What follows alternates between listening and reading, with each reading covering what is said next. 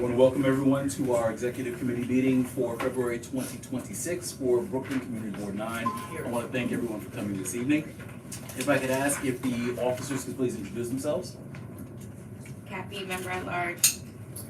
Linda, Executive Secretary. Ethan Norville, first vice president. Felice Robinson, Second Vice Chair. And my name is Fred Baptiste, for the record, serving as chair of Brooklyn Community Board 9. And with that, I hear a quorum of officers present. We can continue at dispense with this support. So once again, I just want to thank everybody for coming out. We want to make sure that we keep a very tight agenda this evening, so I just want to make sure for all officers and all those giving reports, if we can stay as close to the 2 minutes as possible. After that, we will allow for officers and committee chairs to ask questions as well if there are any clarifying questions we need. All right, so with that, and also just for the record as well, so we are operating under the rules of order for Brooklyn Community Board 9. We're going to waive the reading for this evening. They are available on our website as well, and they govern conduct of all meetings of Brooklyn Community Board 9. At this time, we're going to go to item 2, the committee chair check-in. Do I have any happy volunteers? Okay, land use. I need to leave early. Absolutely.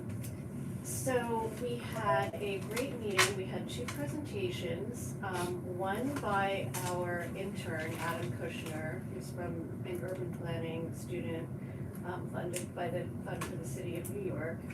And he did a presentation on housing production and general land use and demographic characteristics in CD9.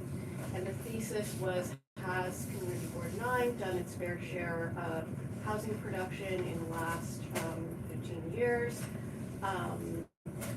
And so I guess the 3 most important takeaways I would say is we've built a lot of housing. We've built about 5,000 units to date. About third of that is affordable housing below 80% of AMI, and that is higher than the Brooklyn average, which is 22% AMI. According to the census, it looks like we have the U.S. Census because he looked at census data, he looked at New York City open data. We have something like an 8 to 11% vacancy rate given the margin of error, which is very high, and it's certainly higher than this 1.4% citywide vacancy rate that we've been hearing. Third thing I would take away is we have a lot of low-income families. That's people at or below 50% of AMI. So I think for like a family of 3, that's something like $65,000. It's kind of like 2 minimum wage salaries, right? But we have a lot of people below 50%. We have a lot of people below 30% of AMI. But we also have a growing number of people at high AMIs, like above 120%. What else? Most of our land use obviously is residential. There's a lot of the land is 1 and 2 family homes, even though most of the units are in multi-family buildings. So most people in the district live in a multi-family building.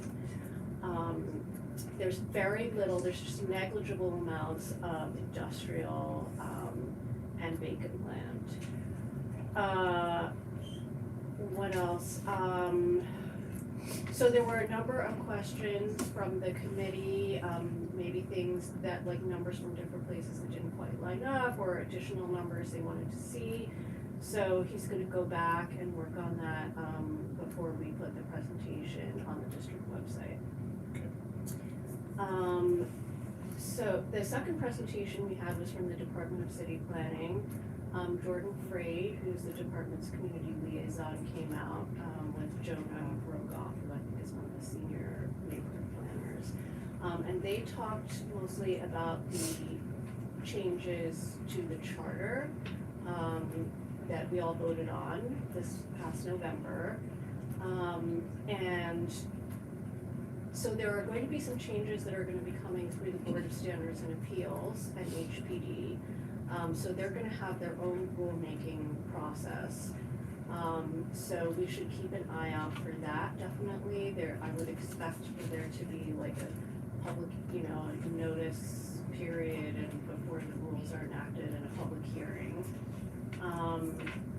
But, you know, definitely with that one, I would focus on what they're defining as affordable housing, because some of the regulations are being waived for what they call publicly financed housing, which is HDFCs, but it's not clear what AMIs that applies to. And, you know, if you think that HDFCs often apply to co-ops, that can actually go up to quite high AMIs. So that's something to pay attention to. The other thing that is really good, we're not gonna be on the list of 12 districts that have built the least affordable housing. You know, the DCP planners are pretty clear that that's not where CD9 is. But what is going to affect us a lot is the proposal to allow the city planning commission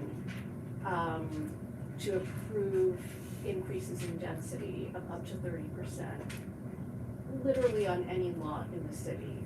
And there's a lot that's still unclear, because obviously this sets up something of a conflict with City of Yes, which is another set of zoning changes that was recently passed by the city, where in order to do those types of increases in the higher density districts, which is most of what CD9 has, you need for all of that increase to be affordable housing at 60% of AMI. But it doesn't look like that's gonna be the case under the charter changes. Under the charter changes, it looks like the city planning commission could make that decision on a case-by-case basis, whether they want to require affordable housing or not.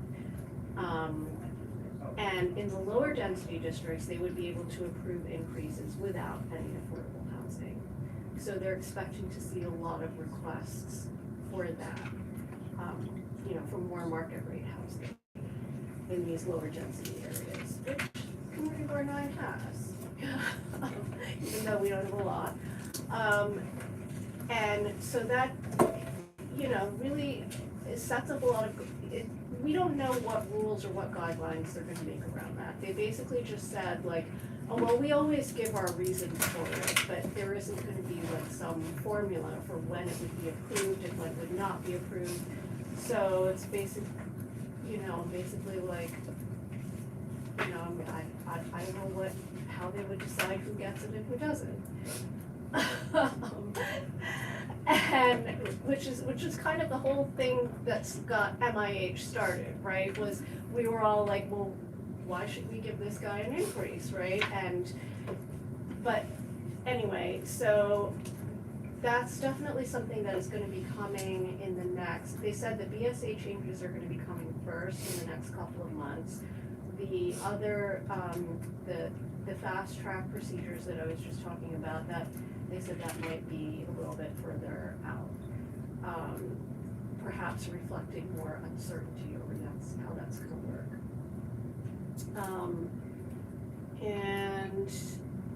What else did they say?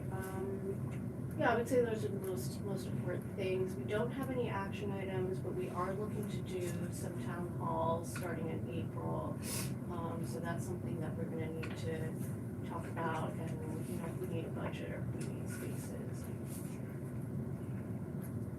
Okay, thank you very much for the report. We'll take questions. Kat, do you have any questions for Linda? Ethan? No. Town hall will cover what? So what we talked about was, to do like an educational town hall about land use, you know, like a listening and educational town hall, people's land use concerns, their visions for the, you know, future of the district, how zoning works, zoning 101, you know, that type of thing. Thank you. All right, just very quickly, thank you so much for the report. A lot of information, a lot of things that still have to get fleshed out, which is exactly what we suspected after the referendum, you know, happened with the city. So looking forward to whatever recommendations you have, especially if we see that there are areas or gaps in there that perhaps we should, you know, opine on as a district in terms of what our concerns are. You know, anytime that comes up, let's have that conversation and see if we can, you know, and put that out there. Okay, thank you very much. All right, this time, next committee, anybody? Transportation. Alright. So, first things first, we recommended an approval for TLC-based license. It's a taxi company license that came up for renewal. We recommended a approval on that one. That was pretty straightforward. And we went into the Brooklyn bus redesign after that. We spent the majority of the meeting discussing the redesign. At this point, we're trying to learn more about it. We used the interactive map to compare the new routes and new stop placements versus the current system. And I want to encourage everyone here to use that interactive map because it also built in a feedback function on the map, so you can give comments and feedback straight to MTA about what's up with the redesign that you like and don't like, and that counts, from what I understand, as official feedback on it. So it's on the Brooklyn Bus Redesign website. You can pull up the interactive map so you can see all the lines, see how they compare to the current ones, and essentially mix and match them to your own preferences and comment on what they have up there. That will be helpful in getting feedback, not just from us, but from individual people, in case we look at that with a different type of weight. But it took a lot of time going through that, and at this point we're just formulating sort of a general set of guidelines on what would work for District 9, so things like service hours, so that certain bus lines don't get cut after midnight. We're looking at the ratio of bus to train transfers versus bus to bus transfers, because we're seeing that a lot of bus lines are being cut in half, so that they're only kind of turning into like a spur route that'll take you from where you are to a train line. Like for example, the B46 is getting shortened from, right now it goes from Kings Plaza to Williamsburg Ridge Plaza, and that's being shortened to Broadway. So it's going to terminate at Rural Hospital. So you can only get to the J train, so you don't have to take the bus to the J and get to Williamsburg that way. Which, I mean, you see why they're doing it, because Broadway is typically congested and slow. But, so, you know, there are cases where that might happen in a way that won't work as well for the district. And we're looking to identify those and sort of build out a broad set of standards that we think would make a world-class bus system in District 9. And that extends to other things like prioritizing access versus speed. Like, is it worth it to have a really fast bus if you have to walk 10 blocks to get to one? As well as making sure that certain parts of the district are not really left out and sort of turned into bus deserts, for the sake of making that phrase. So we're in the early stages. We're going to be talking this for the next few months, and right now we're just building out sort of visuals of this so we can easily compare what's coming down the pike versus what we have now, and seeing what's good, what's better, what's worse, so we can sort of help them figure out what would be ideal for this area. So yeah, right now we're just collecting data on that, going through it, so that when we come up with something that's comprehensive and addresses all the issues. And apart from that, I have one more item, which is a bit of a blast from the past, but Brooklyn Kingston, that bike lane project was paused while we were working on it because of a few factors, like the bike lane accidents in Bedford, other issues. The mayor's office has announced it is being unpaused and they're moving on it quickly to install that. And I had warned everyone that this would happen months ago, since October, and it seems to be now happening. But we could have passed the resolution that was ultimately passed in December months earlier, but we didn't. So now we're kind of in a time crunch to get this in front of them so they can install what the board had agreed was, you know, ideal, or at least something we'd support so far. But I'm saying this to say this was very easy to see coming. A lot of folks, you know, were a little wary about if it was the right choice to vote on that. I'm glad we got it out when we did, but it looks like we were just early enough, almost too late. But at this point, we're going to be working with the folks involved to see how we can avoid a bad installation. That's it for me. All right, thank you. Questions from the officers? Do you have any questions, Ken? Just to For the first one with the bus lanes, when you started, I just wanted to clarify if it was an assumption that they're doing that to assist with traffic, or did they state, like, did MTA, DOT state that that's why they're shortening the bus route? They stated on the website, they give you the reasons for all the decisions on the website. And to the train stations that the bus is now, like, taking it to as their last stop, those are ones that are all ADA compliant? Some of them aren't. I'm not sure if the J stop that the 46 would end at would be ADA compliant. Just, I'm pretty sure it's not, but yeah, alright. there's no guarantee. Yeah, that's They not have- like now, anything that's like on the something other- I was curious about. Right. So in that case, they also do have another bus transfer you can take as well.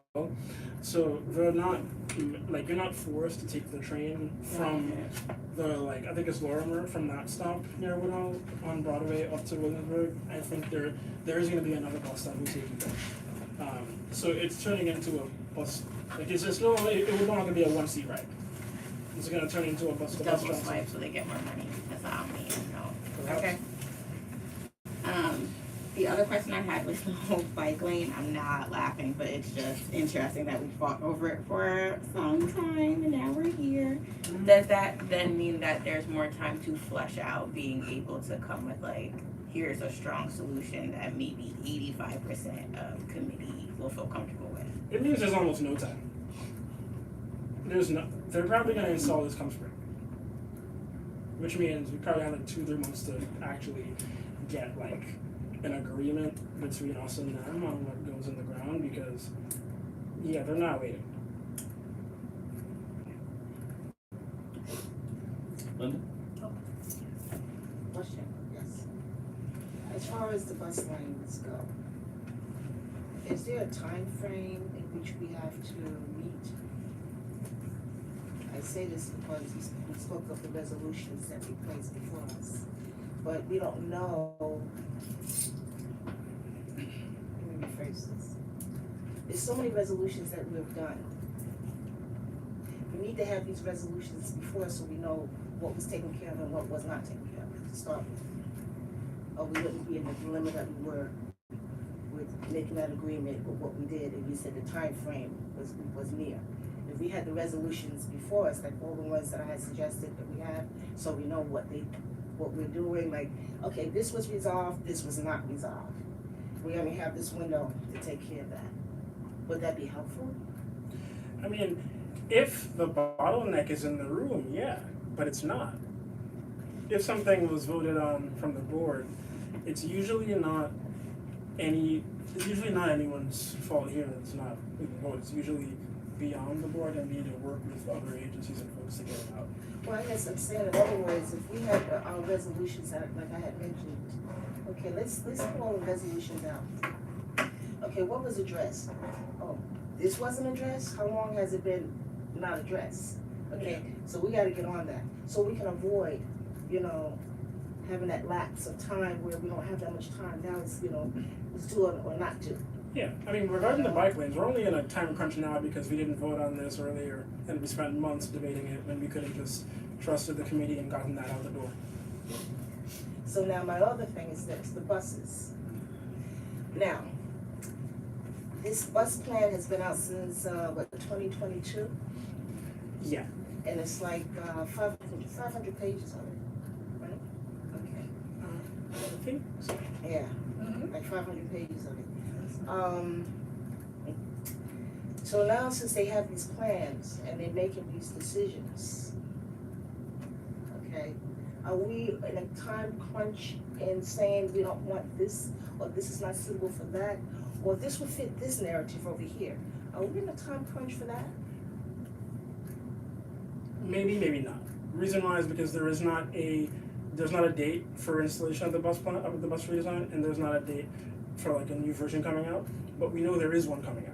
So the folks who are working on that could drop it at any time, and it could happen, and they could say next month is when it's going to get released, or it could be in the next 6 months. So right now it's just about being prepared for it whenever it comes down.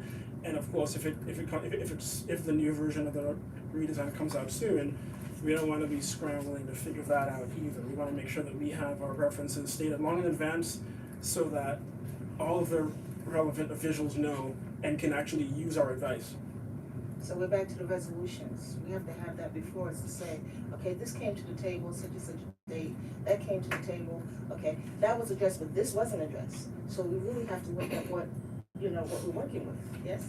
And the resolutions are online too. They're not in the black hole. They're not like hidden away in someone's basement. They're actually also online. So we can, they're available. Okay, Everyone's phone got them. Everyone's laptop has them.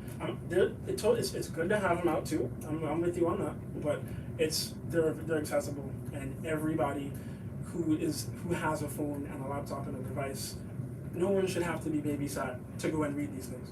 I know, but everyone has different committees, and they're, they're dealing with their own committees, and to keep us a little abreast, there are things that we need to address and make sure that the members, they know what's going on. You know what I mean? Well, Am I wrong in what I'm saying? No, I mean, well, let me say this. I think this is taking off on a conversation we had, I think, maybe last month or the month before that.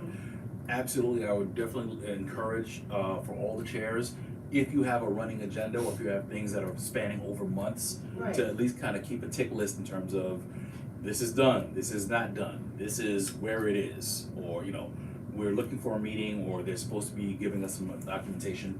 I would just encourage everybody to just keep those tick lists, because I know that sometimes And we do have one, so I'll make sure these things everyone run has so long, access to- yeah. These things run so long, sometimes it's hard to keep And track that's of. all I'm saying. No, That's yeah. fair. I'm with it too. Like we have the checklist, right? We Okay. do have a checklist and that kind of thing. And it goes beyond the board too. But No, and I definitely, I think it's also very important that we understand that there's some of these things, again, when you're dealing with city agencies, these things have a long time horizon until they don't. Until all of a sudden they say, oh, by the way, we're gonna drop the plan and this is what's gonna happen, everything like that. So it's just important for us to understand that. I have a question about that as well when we get to, just in terms of, well, actually, Felicia, are you done with your questions? Yes, you said it, you summed it up. Okay, all right, I did see a couple of But questions from make some of it the easy chairs. for us. Come on. Fran, I'll see you, and then Suki, see you. no worries. Okay, so we are talking, the question is to Ethan. Are you talking about the buses redirecting, the changing the stops? Yes. It's okay. So are you working with the officers from CB8? Not yet. Not yet. And I think that it would be good if you reach out and have a conversation with them, because they are not in favor of that at all. Right. Right? They're not in favor of it. And I think at the end of the day, who is it benefiting? Because it's not benefiting our seniors. Right. Right? Like Our seniors have been suffering.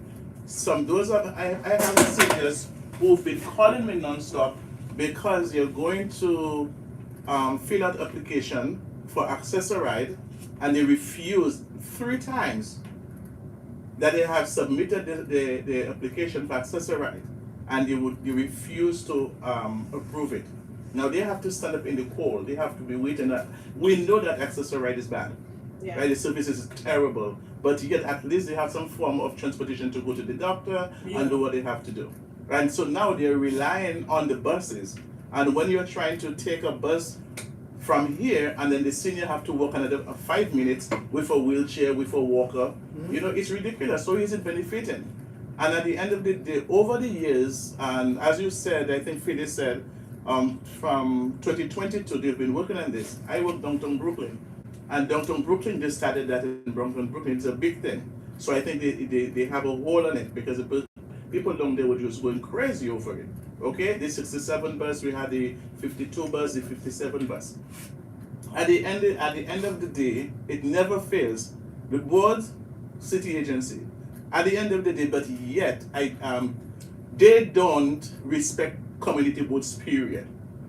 Because they sit at the table, they come with the agenda, but they already have their stuff in the works. They put it together, and then they come to tell you, well, this is what you're planning to do. No, you're not planning to do it. You already have it in action. Because it doesn't matter what the community board say, they still go ahead and do what they want to do. So we have to take a stand. Because when we sit there, well, no, we can't do this, and no, we can't do that. We sound like mice in front of lions, and then we need to be elephants. Right? And we need to fight for our seniors, because at the end of the day, we are walking. They are the ones that it will affect. And Ethan, you said that well, there's laptops. Our seniors don't have laptops. They don't have phones, and it's our responsibility to give the message to them to make it. So those who have the laptop, it's fine. But our senior community, the older adult community, it is our responsibility to put the message out there for them. Let them understand what's happening. They can't go on, not all of them go on Facebook. Not all of them have Gmail or whatever. Not Gmail, but social media. So it's our responsibility, and I think that too. They're saying that they care, but then saying it and doing it is too different, and I'm very disappointed with that. Not you, I mean, with the buses, I'm very. So I know that Chair Baptist, he was at the meeting with me. You were at the meeting, right? Chair, What was the meeting together, so which one? but we were on one of the meetings, and CB8, they're totally against it. Oh, okay, yes. Right, and I think that you should really reach out to them. The transportation person over there should really reach out to them and collaborate and Yeah, because together there is power. right. I can answer a few of those with some details. So we plan to do that because a lot of the bus lanes that exist in District 9 also exist in District 8 and below and all around. So yeah, there's gonna be some inter-board communication here because it makes sense. And because these bus lines are not just ours. They pass through and they go elsewhere. So that's important too, and we plan to do that. Second, the laptop comment, that was more about folks in this room. Okay. That was about committees and people who've signed up for this initiative. Okay. Yeah. Because like we're all expected to read the resolutions and the minutes and the things that happen here. So that comment was for us. That wasn't for. Yeah, but I just want to say something. Thank you so much for clarifying that. Yeah. But I think that anything that's happening in the community that would affect the seniors, we have to find a way to communicate it to them. Yeah. They have a voice too. And they need to come to the forefront and speak out. They have a voice. Yeah, and on that one, that's part of why one of the things that we're looking at is like how we prioritize access versus speed, because it looks like the MTA is trying to prioritize bus speed by putting them all on bus lanes, but that leaves a lot of blocks out of easy access to the bus. And I think one of the things that we might end up saying is that we actually think access should be the first priority, even before speed is part of the conversation. Because what's good, like how good is a fast bus if you can't get to it, or if it takes you extremely long, right? So I think whereas trains might be the faster option and they're further apart, buses are supposed to kind of fill that gap of access that isn't filled by the subway system, and right now they're kind of going backwards on that. So that's kind of the part that will help the seniors in the sense of the move towards really like a world-class bus system around here, because access needs to be a priority. Suki, you had a question? So can we expect that Department of Transportation will be coming to one of your committee meetings the next couple of months so we can speak to them? I mean, we requested a meeting. Okay. Is it DOT or MTA? DOT. This is about the bike lanes, right? Yeah. Bus, the bike or the bus? Because the buses were MTA. Okay, well, both either. The MTA usually hosts sessions for feedback and that kind of thing. I don't know when the next one is. Okay. I assume if they drop a new version of the plan, they're going to start soliciting more feedback. But as of right now, I don't know when the next meeting is on that. And DOT is coming or not? About what topic? About the bike lanes. Bike lanes? They requested a meeting. They didn't give us a date yet as to when they'll be here. I'll call back. The idea is to get a meeting with them so we can talk about the bike lane and that situation. And with respect to this issue that you raised about access for seniors, so I want to raise this, our elevators at the Prospect Park subway station are going to be closed for a long time. Yeah. And so I already have ran into senior. I helped her with her bags going upstairs on a very cold and wet night. She was saying they're doing this all over the city. Actually, they're renovating all these subway stations. And it's a lot to put up with for a lot of people. Can we speak to the MTA about this? Are we getting any kind of significant improvements out of this? I mean, of course, maintenance is a good thing. We don't want them to wait until the elevators break down. But like, for example, are they gonna make the elevators bigger? These elevators are teeny. right? Like 5 people can fit in them maybe, and if there's a wheelchair or a stroller in there, it's more like 3 or 4. And so like they even though like it's very important for accessibility, they don't serve that many people. And you know, so can we speak to the MTA about these renovations too? Like what exactly is the reason they're doing them, and whether we're gonna see some, you know, meaningful improvements out of this, et cetera. It's a If lot. I could very quickly, in terms of that, I think, unfortunately, what you're seeing is this is how city projects and procurement works. They go to the lowest bidder, so that's why we have elevators breaking down right now at the same time. But it's a point taken, Saving money, right? Yes. but it's a point taken. I mean, you know, I don't know specifically how many times the Prospect Park elevator broke down over the last 5 years or so, but, you know, a lot of people seem to be sort of like feel like that came out of the blue, you know?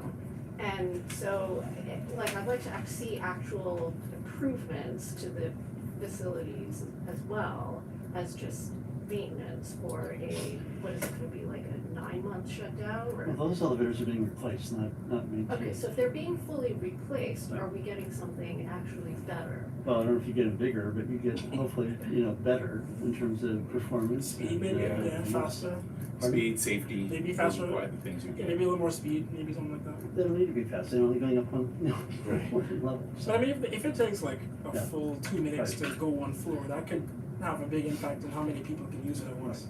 But the point is that they're being replaced and modernized as opposed to just repaired. Yeah, basically.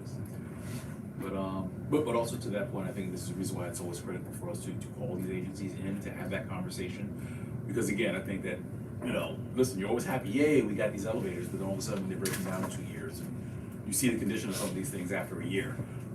That's a conversation we should always have with MTA and all these agencies in terms of the commitment needs to be there to make sure that they operate safely, they're operating the way they're supposed to.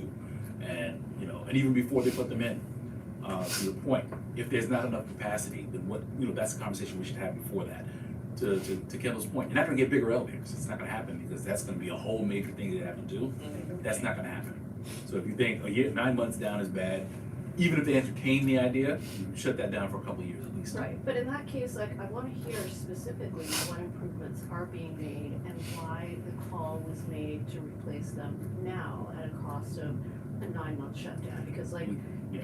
like, the We- minute this got posted on my neighborhood's Facebook page, like 67 people responded to say this is outrageous and crazy, and you know, like, this affects people, you know. I mean, and you know, and absolutely understanding that and sharing the frustration with that. The only thing I can say is we can definitely make the inquiry, but the answer's probably gonna be the answer, and it's a matter of these elevators need to get replaced, and there's no way to do it without shutting them down completely.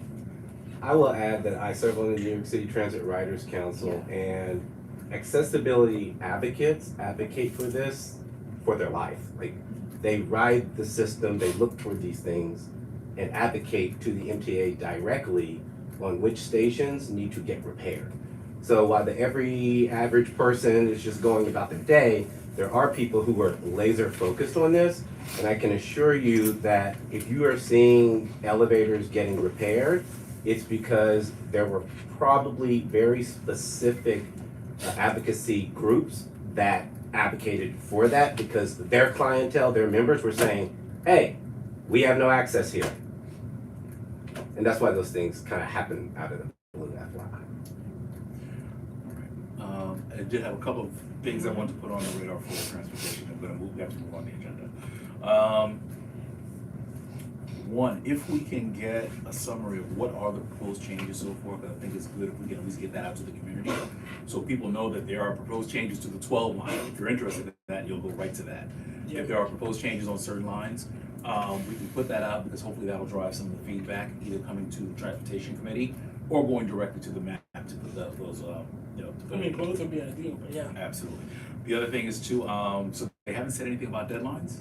There's nothing specific about a deadline when they're Not gonna that I do know this? of, no. All right, to that point, and this is a parallel to the whole idea with the bus lanes, that, you know, we have time until all of a sudden they decide Until we're they're done.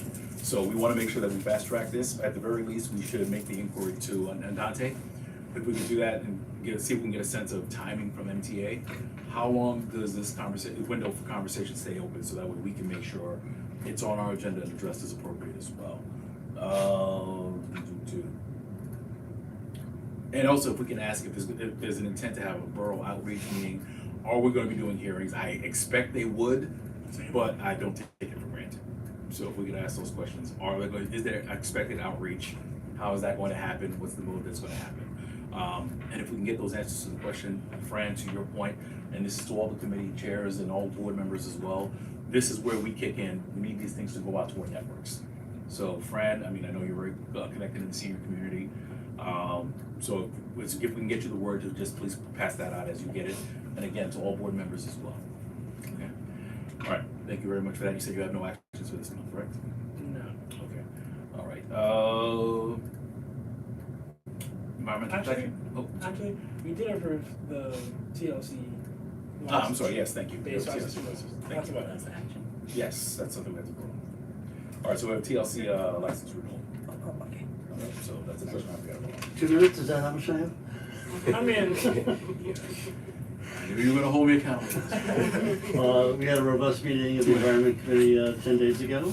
3 topics. One was obviously snow removal and waste collection services, which were all on sort of abeyance during that 2-week period that we are just coming out of, thankfully. So it was the second was that we're talking about a range of sort of waste management, recycling, and organics related services. We ended last week with a tour of the city's recycling facility in Sunset Park, and it was targeted at community board members in the borough. And of the 35 people, I think we had 5 sleeping time, so we were well represented, including our DA. Good.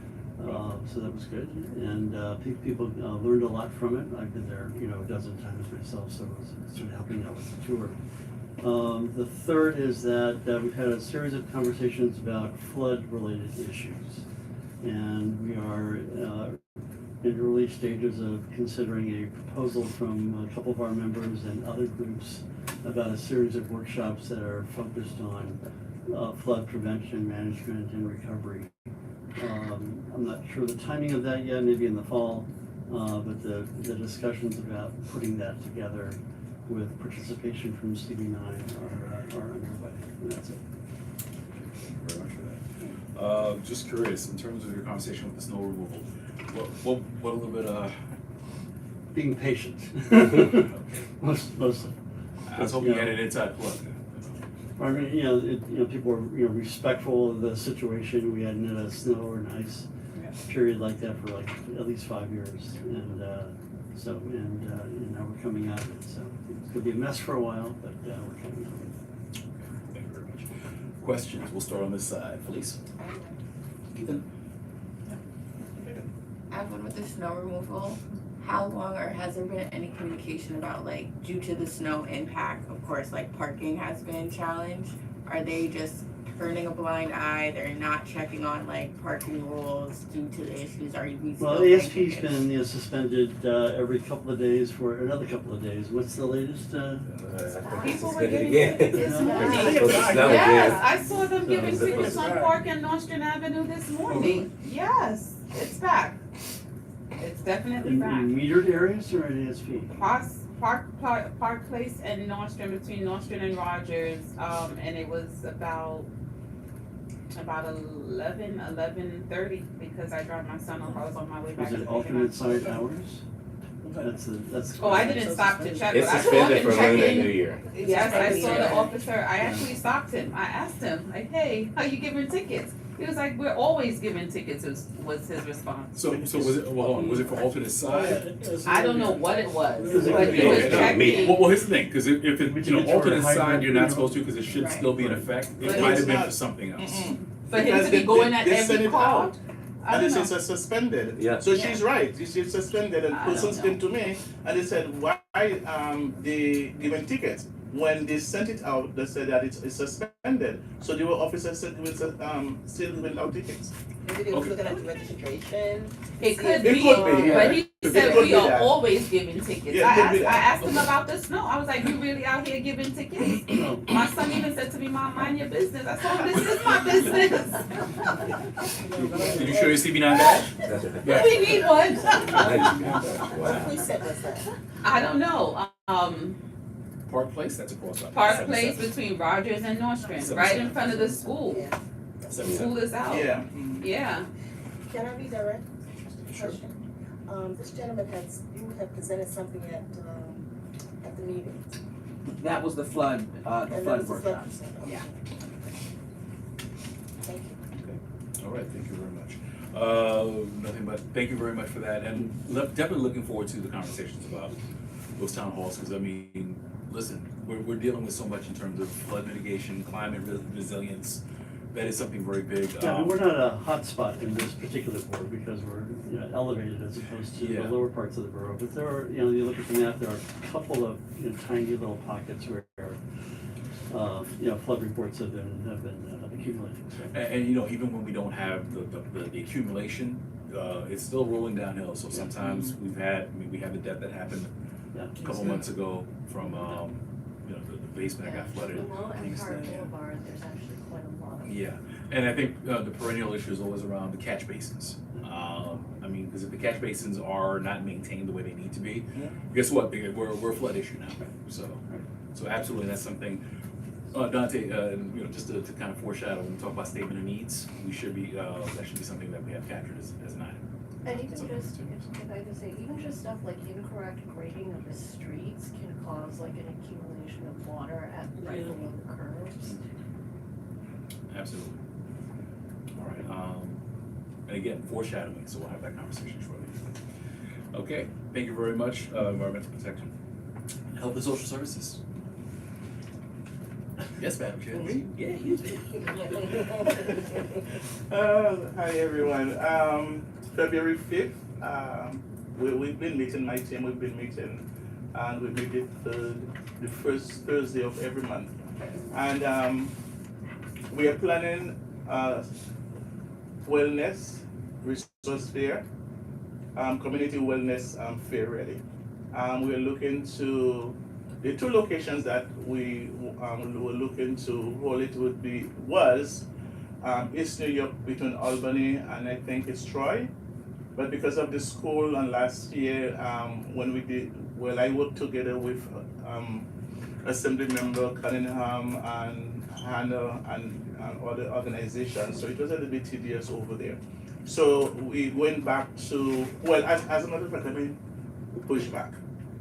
I'm presenting this because I would like approval to go ahead upon approving what we'd like to do the resource fair, then we will start putting everything in together in the works to connect with city agencies and community-based organizations. So we are looking to do the wellness fair. So really and truly it was for the seniors, but then we kind of try to reframe it, although it's for seniors, but we include everyone, we include the youth and everyone in the community. So we are looking to have dental information and screening, nutrition education. We'll have on-site healthy cooking, mental health providers. For entertainment, we'll looking to do line dancing with NYC whatever.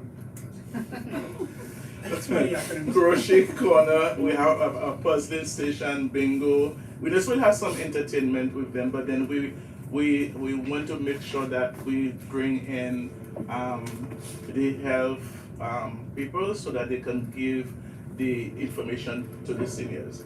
And then also we're looking to bring, I know the board, I'm very happy that the board keeps doing it with not Con Ed, National Grid.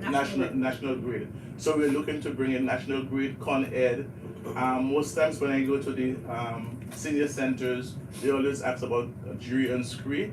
So we'll be bringing those persons, the Department of Finance also, to speak to them, and PEU from the mayor's office, so they have a lot of information across the board for persons who are renting, who are having issues with housing and stuff like that. So we'll be bringing all those things, because really it's really geared towards the seniors, but during that time the kids will be out of school. So we're looking to Dante, bouncy house. Yeah, so we're looking to have a bouncy house. And there is another thing, then we're looking to get the basketball hoop. Work with the guys from the gymnasium. What, Major Owens? Major Owens, yeah. So they have this basketball hoop, so they could invite some of the kids, to come on the block. So Dr. Love, she's working. The very first one that I did, she worked with me. So we are looking to have food, having some of the organizations to provide food for the persons who will be working. And the last time when we did it, the very first time we did it, so we had vegetables and fruits, and we had dry goods and cold food for the seniors to take home with them. So we're looking to have this on Lefferts between Bedford and Washington, because it's a wide street, big enough, to accommodate much. And then we'll have Etna and about 3 or 4 of those, Metro Plus, Etna, Health First, yeah. So we'll be working with them, because Etna, the last time they provided a DJ, and Flatbush is right there, the transportation is right there, so people have easy access to come in here. So this is what we're working on for now. So we're looking for the approval of the committee so that we can start executing and start working towards that contracting. Because I don't want to start contracting, because we're looking to the June 27th. Yeah. So we want to start working at it very early and connecting with organizations and city agencies. And so upon the approval, then we'll start doing this. Sounds good to me. Completes your report. Yes, sir. All right, we will take questions from the board. Linda, we'll start with you. Actually, she answered my question, and we wanted to say the date, and to say I'm available for you on June Yeah. 27th. Set up time 11 o'clock. We start time. Wow, all right, we get rid Set of up time that. 11 o'clock. Start Oh, time we have that. 5 and 12 to 5. Okay. Ethan, any questions? No questions. June 27th. Please, help me here. Got any questions? Okay. Okay, so noted that that's the one action item you have. Now, the only thing is with that, do you have the form, the budget form? No. Okay, if we can get the budget form completed, just because there'll probably be some other questions that we want to make sure go before the board. Here's the thing, is it okay if we can vote on it for next month? Can we table it till next month? March, April, May, June. You can still continue to work, still continue to work. We can continue the work. Continue the work, Okay. but what I would like to, before we actually, so if anybody you reach out to, give them your dates, tentatively, this is what you're gonna do. These are the dates, ranking, everything else. We just wanna make sure that we have the form filled out and for all chairs. Again, just to make sure that we're consistent with that, so that way when the board gets Can you the, send me the form, please? yeah. Thank you. So when the board And gets it, they can CC, I'm consider sorry, everything. CC, Lisa. She's my assistant. All right. Okay, so it's duly noted, so we have that, for the 27th, we're gonna table it, so we'll make sure we vote on that first thing. But otherwise, keep going, keep proceeding and just, lock it all the resources. Okay, thank you. Okay, all right, any other chairs? Parks, culture, Parks, Recreation and Culture. Nicholas apologizes, he couldn't be here. My name is Abigail Tim, I'm Nicholas's, or the committee's co-chair. We have 2 resolutions. The first one I want to mention is that we want to be in support of the investigation into Mount Prospect Park, the skate facility project that has been initiated. We are supporting Community Board 8's research to have the comptroller do an intense investigation into this. So what we discussed was that we're not saying no to skateboarding or a skateboard park, we're just saying no to it being there at Mount Prospect Park. Second, we have the biannual conference partnering with the Prospect Park Alliance, March 28th, and that is Cultivating Connections. open spaces with open spaces in Brooklyn Parks. We did have a presentation by Prospect Park Alliance. There is a $20 million city funding for capital improvements for Prospect Park, which includes everything from the flooding, the algae in the lake, the new restrooms, 5 new trails, or 5 improved trails, and the Dutch House. We also discussed Major Owens, so I'm the liaison to Major Owens. I also sit on the Major Owens Advisory Board as the secretary, so I have a meeting with the developer, basically to discuss funding. The feedback that we're getting from the community is that it's not accessible, it's not affordable. So I asked that he meets with me to discuss corporate funding or a way to make it free or heavily discounted.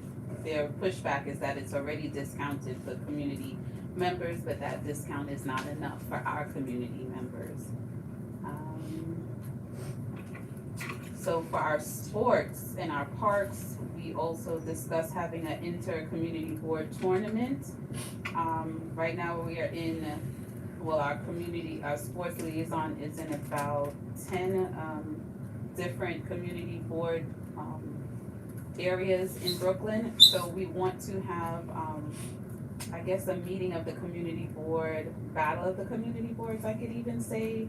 We really want to include our youth, our elders, and get them together on an activity level. So that's something that we've been discussing, and we've been working diligently with Shamori Ramsey. He has been in the community for decades, generations even. Put me in, coach. Yeah. I think that sums it up. A question that I had that I wanted to know on behalf of our committee, if we could look into maybe an annual or biannual meeting with other community boards, because it seems like a lot of things that we're doing affects them as well. Has anyone brought that up before? From different committees I've heard, absolutely, I think it's something we could always look into if we wanted to do something jointly with another community board or community boards. Typically, as the chair, I sit on the borough board, so I usually see my counterparts and we're able to kind of exchange information on what's going on in the different districts. But if we want something bigger than that, I think it's something we could definitely entertain. If you have particular boards you wanted to speak to, or Well, definitely, we've been speaking to Community Board 8, but we don't like it. But other Pick another one. parks, recreation and culture, what they're doing, we still have the crawl, so we're still, Nicholas and I met 2 weeks ago to really set the dates. But I think once we have dates on paper, we can change, but we're getting even pushback on that. Dates need to be on the calendar, it should have happened already, and our committee is really pushing for that. But we want to have events at every single park and garden, which we have 11 parks and gardens in Community Board 9, but we want to have events that vary from jazz, sports, yoga. We also want to have a chair yoga for the elders. We wanted to have an art exhibit. We wanted to have toddler reading or read along. We really wanted to reintroduce our parks and gardens to our community. Yeah, I think that's it for us. That's it, that's a lot. I have a question. Sure. That's it. Do you guys have Well- ideas about funding for those events? So far we said we would also, so we wanted to do like a restaurant, restaurant, old and new, and just share your dishes, and we thought it would be exposure for them and an introduction or reintroduction to the community. But as far as funding, no, we haven't discussed that yet. Where's the money coming from? Maybe Fred will help us with the funding. Well, Yes. when she mentions food, that comes into play with businesses, and that's Vanessa's territory, right? That, and I'm glad you said that. That is a perfect opportunity to have conversations, cross-pollinate with economic development. There's a number of businesses in the district. There's a number of conversations we can have. So I think, I appreciate the very fact that you guys are having this discussion. It's an ambitious agenda, that's a lot. Yeah. But I don't discourage that, I mean, I love ambitious, and we should always be ambitious, so. And if there's other resources we need to pull, I mean, you can pull up together the thing, I think what you said at the table, we can kind of figure out where we have people, where they're friends, or where there are resources that we might be able to pull into this as well. I think it's a great thing to do, you know, that's why we have these parks and these spaces, to be utilized by the community for these kinds of things, so. Thanks, Rick. I have a question too. Let me do this first, so let's go around, we'll do the officers, Suki, I'll see you, I got you as well. Mount Prospect Well, we Park. gotta go Ethan. Oh, I'm sorry. Ethan, do you have any questions? No, just a follow questions. Okay. Mount Prospect Park. So, they went skateboarding. Okay. So I understand, Mary Pickett, the mayor, one of the mayors, you know who I'm talking about? Yeah, I'm trying to remember. Not Cuomo, not Cuomo. One of the mayors, I forget his name, but he was, well, nevertheless. They reconstructed this park, Yes. okay? So why do they wanna break it down? I don't understand. Were there other skateboard locations that they have not repaired? So why are they focused in on destroying a park where they have many others that are available? And why not put the resources to repair those so we can keep ours? I you know, don't as have is? the statistics on the repair of the other parks, but I do know that there are other locations, possibly Right. in Prospect Park That's itself. right.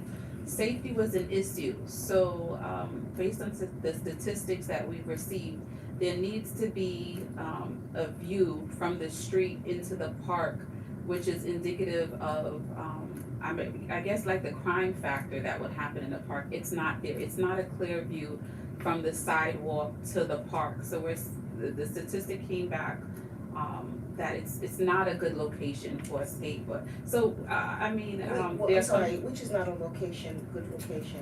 Mount Prospect Park is not a good location for a Well, can you skateboard park. break that down? Is it because it would bring a crowd? Is it because, The police would not be able to see, what's going on in there, and I guess not only the police, but, I guess the public wouldn't be able to see what's going on. So based on other parks and, the crime rate, I'm guessing, there is a correlation between being able to have a clear view of a park and the crime rate of that park. So it failed that test, is what the reports are coming back, saying. That it doesn't have that clear view, I have a question now. I don't know if Sure. we're talking more about the details. ahead. What does that visibility have to do with a skate park?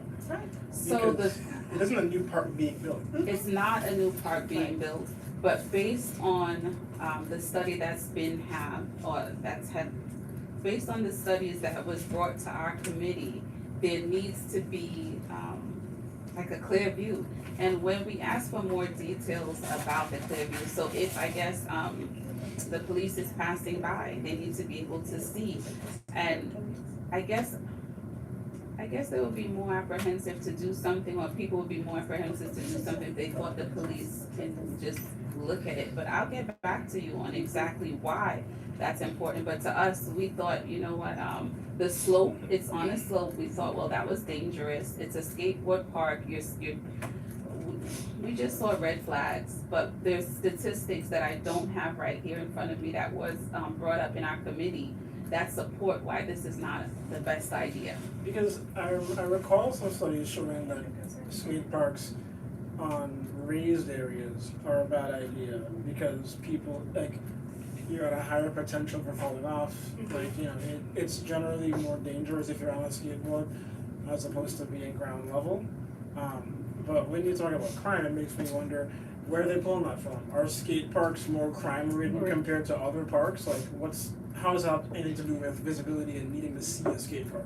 I don't understand where that connection's coming from. The jury said you said you didn't have the stats for that. Yeah, no. I don't have the stats, but it was also brought up in the committee, so I'll get back to you. I guess I'll see you next month with an answer, yeah. Well, let's take a couple more questions and then come back. We're just gonna go around first and then we'll do the second question.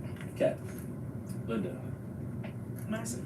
completely lost my question, because I remember a few, times ago, there was something with the friends of Friends of Mont Park, they were the ones who was pushing the skateboard. And also that was a historic place, so, you know, there's a point high where you see, so it's kind of, I have some questions about Yes. that, but I'll wait, I'll be first. right, that's why I.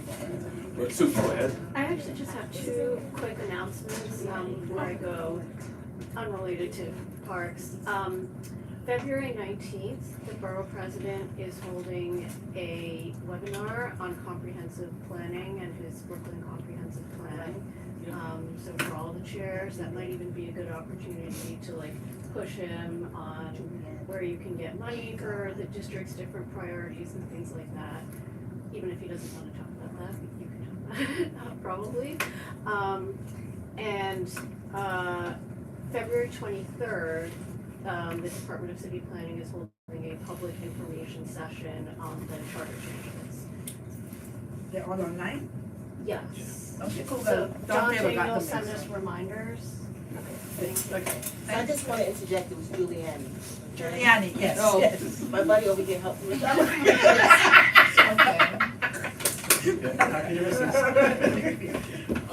I saw you were ahead, we'll take your question. Just so I'm clear, so I'm representing Friends of Mount Prospect Park. Oh, okay. Oh, We gotta lead with that, I would. Yeah, So thank you so much for bringing this resolution up. I mean, it's a wonderful resolution. I just wanted to address some of the questions. You know, we, when this was announced and 2 years ago by Mayor Adams, it came as a complete surprise to everybody. And we've been going through studies and all kinds of investigations to figure this out. So one of our sites is the sponsor of this project, the Tony Hawk, the Skateboard Foundation. Yes. And according to their site, right, best practices and not, a lot of these things are troublesome. So one of the things they say about security is that you want sight lines, and it does have to do with crime. And they themselves had a study involving policemen who said you have to be able to see, you know, sight lines from the street. You can't see anything. Right. I mean, we passed by the park in the summer when the glorious trees are out, you can't see a damn thing in there. It's just beautiful green, I right? raised my kids there, I know. Yeah, Yes. you all know. So there's that. The two accesses to the park, one is a ramp, Yes. and people walk there. There are a lot of people who go there who are handicapped or, you know, elderly. That's why they don't go to Prospect Park, because this is closer, it's calmer. Yes. You know, they know they're not gonna get knocked over. So Yes. that's one point. There's a ramp and it goes up and it goes straight to Brooklyn Botanic Garden entrance. So, you know, the kids, understandably, some of them are gonna go down that ramp. So that's a hazard.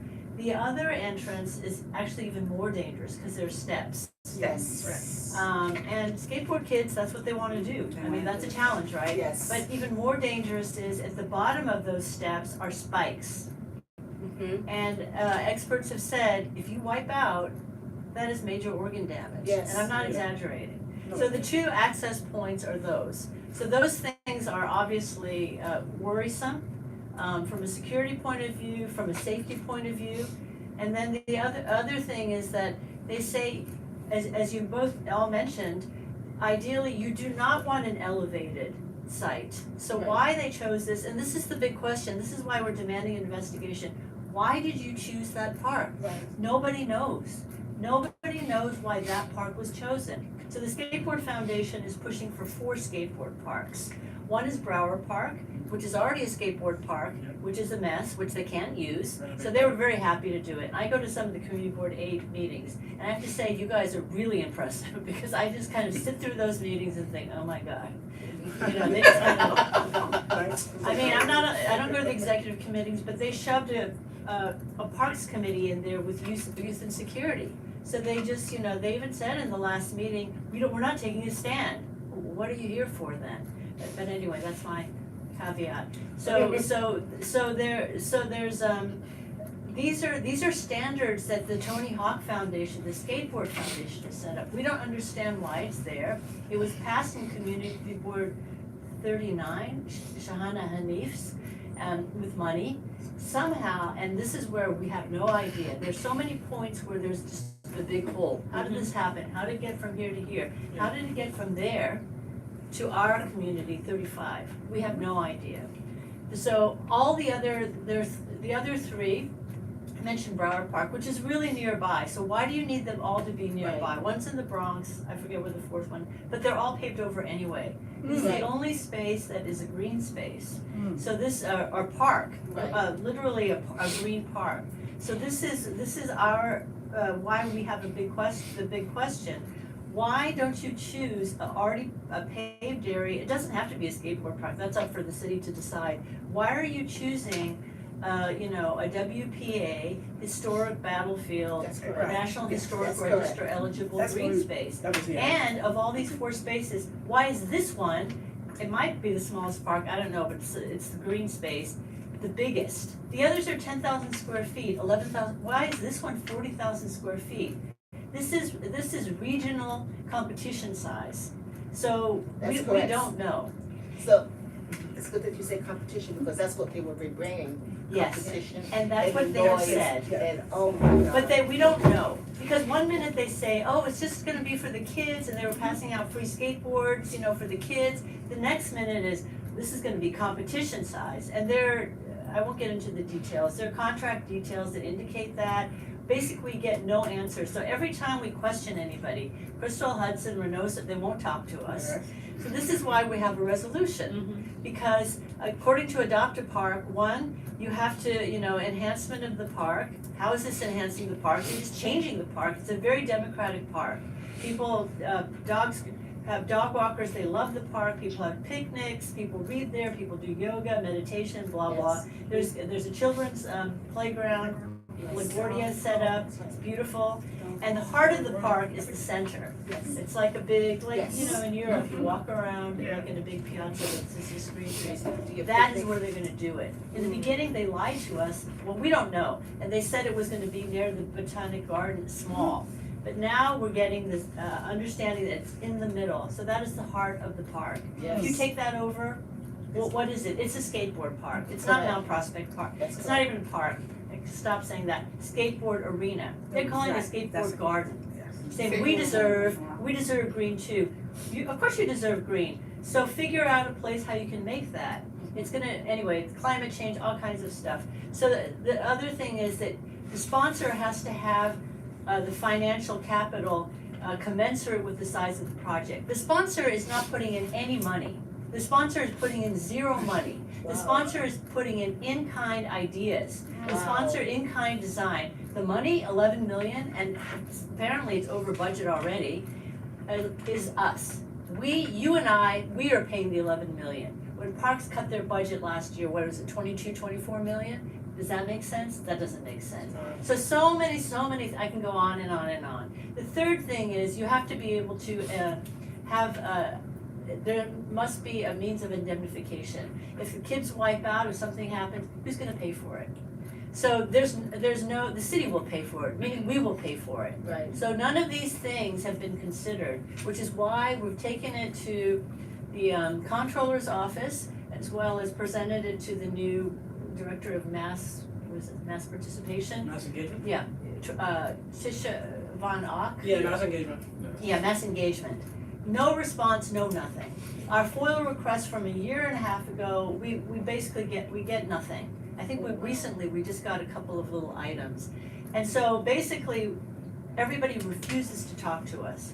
Even if they're initially saying, oh, okay, then, when's the meeting? Dead silence. So there's something going on here. We just don't understand. We've exhausted all our resources, and we thank you, absolutely. But for who? Renoso's behind it, Crystal Hudson's giving money, Shahana Hanif, those 3 are giving the bulk of the money. Why? You guys are the only ones that have came forward. Why was it shoved from here to Community Board 8? That's where the design is gonna be shown. I've been to design meetings there, where the park comes in, sometimes they don't even show up, and then they just say, here it is, like it or leave it. They don't provide the design in advance. What is that? It's a dog and pony show, and that's what it's been from the beginning. Okay. I have one thought. I've seen your resolution on this before. I think makes a lot of sense. And I appreciate the fact that you also outlined that Brooklyn has the highest number of skate parks per Yes. capita and highest absolute number of skate parks across the city. And that we also have the highest number of unrenovated, already paved skate Yes, parks. that's the other So thing, there's they don't take absolutely care of no them. reason to So most of them take a green can't spot. be used. They cannot be used. They make them, and then They're unless the abandoned. skateboarders, fix them, They're which dilapidated, yeah, they can't be there's no- used. That's why there's no- Briar Park is unusable. So they voted for it, All right. because of course. I have a few questions. Well, first of all, thank you for Yeah. the information. And I apologize, we buried the lead with this, I should have that with you. Couple things. One, do you have the text of the resolution you want to consider? Yes, You have it, right? I wrote all over it. I Yeah. can send you a copy. Dante has a copy. You decorated it. It's okay. Thank you, Dante. This is what Haley marked up, that's probably the same as yours. This is, Yes. How many pages is it? 4, no, 3.5, no, 3.25. All right, okay, so let's, so at least there's a resolution. And Parks and Recreation already went through this and you adopted it? Yeah. So you're recommending for approval? Yes. Okay, so we'll go with that it's been reviewed by the committee and they have that. So now, I have a few more questions, or at least some comments on this one. Thank you for a lot of the information you provided on this, I think some of the members in here have already spoken to. There's some political football happening with this, because Yeah, again, clearly. this started 2 years Years ago. ago. I really forgot that it started 2 years ago. I did attend the first engagement meeting at St. Francis Yes, when they so did you that. know. And I saw that they took like 10 questions and then they shut everything down because they didn't want to get from Lottery, yeah. everybody else. I also am curious as to why CB8 is being considered, That's or they're right. doing all this thing through CB8 because Mount Prospect is on our side of the parkway. Exactly, that, we don't Um, understand that. But They didn't even have a parks committee. well, I guess that provides one, a little bit of cover, because perhaps they feel that they have more friendly, it's more friendly on that side of the park. Yes, they do. So Yeah. perhaps they're considering that, because yeah, CBA can vote on it, since it's not on their side of it, it's not on their side anyway, so But we can challenge they it. can vote on that, and that's an issue, we should always have been invited to that, so Dante, that's a step away. That is something that I have a concern with, that they're trying it that way. To the points that have been raised, I think, and that's the other reason, one of the reasons why they prefer to do it on this side is because, or Mount Prospect, is because technically speaking, that Mount Prospect doesn't fall in any community board. Yeah, that's what I heard. It doesn't fall in any community board because CB9 stops at Washington, so it doesn't cross over. Brooklyn Museum, Mount Prospect, Botanic Garden, Brooklyn Library, all those are outside of any specific community board.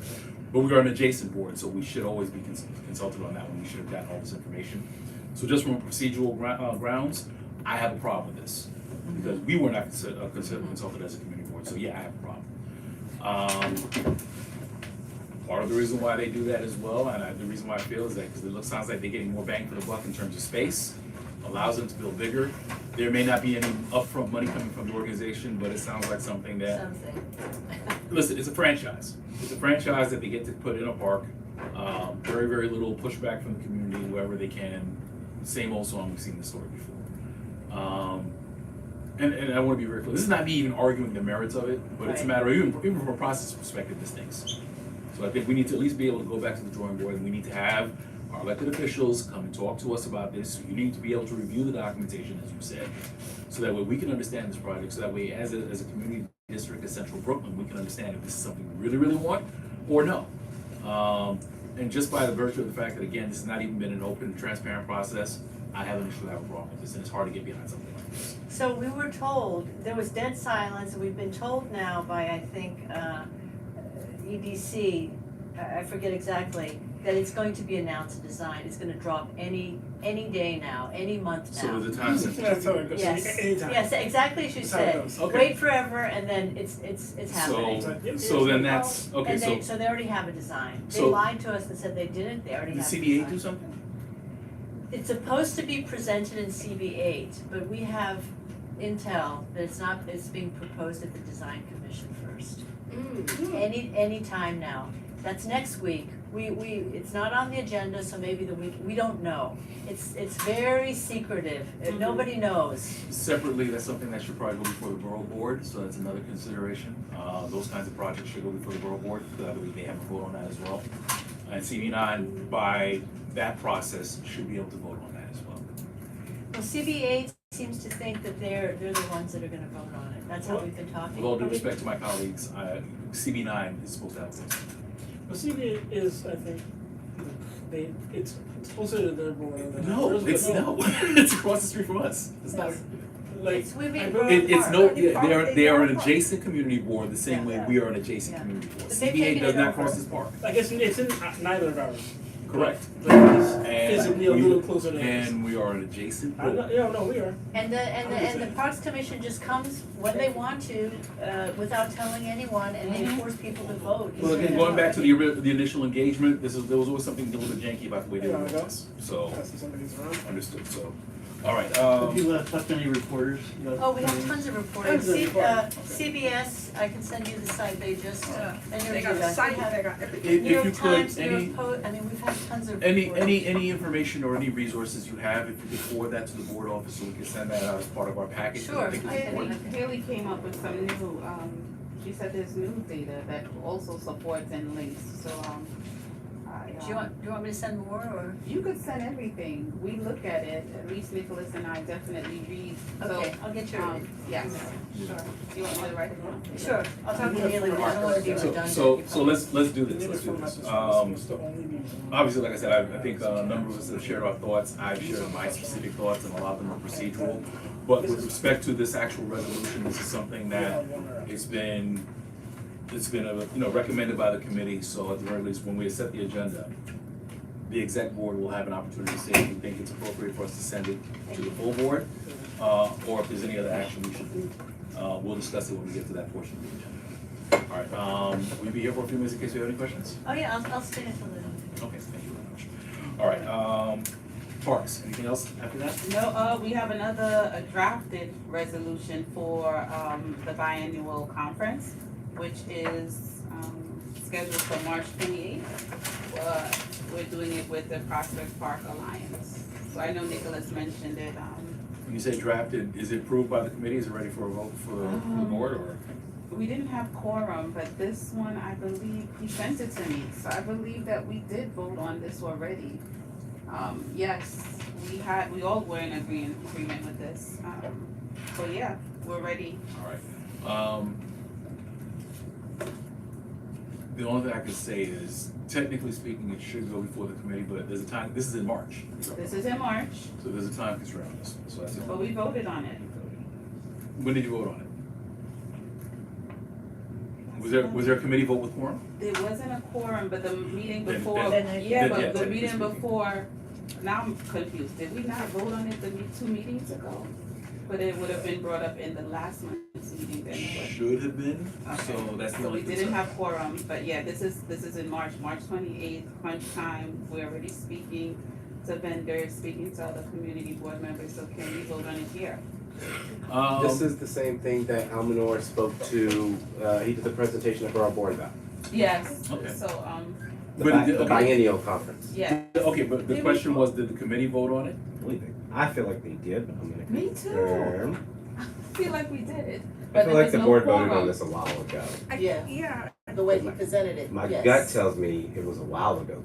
I remember when Before. he come for, he was at some meeting, and then he came back and he was partnering with us, like, do it, get it done, so let's look back and see. So This is let's, not new. so let's do this. Let me just make a note of that one, so this is for the biennial conference? Yes.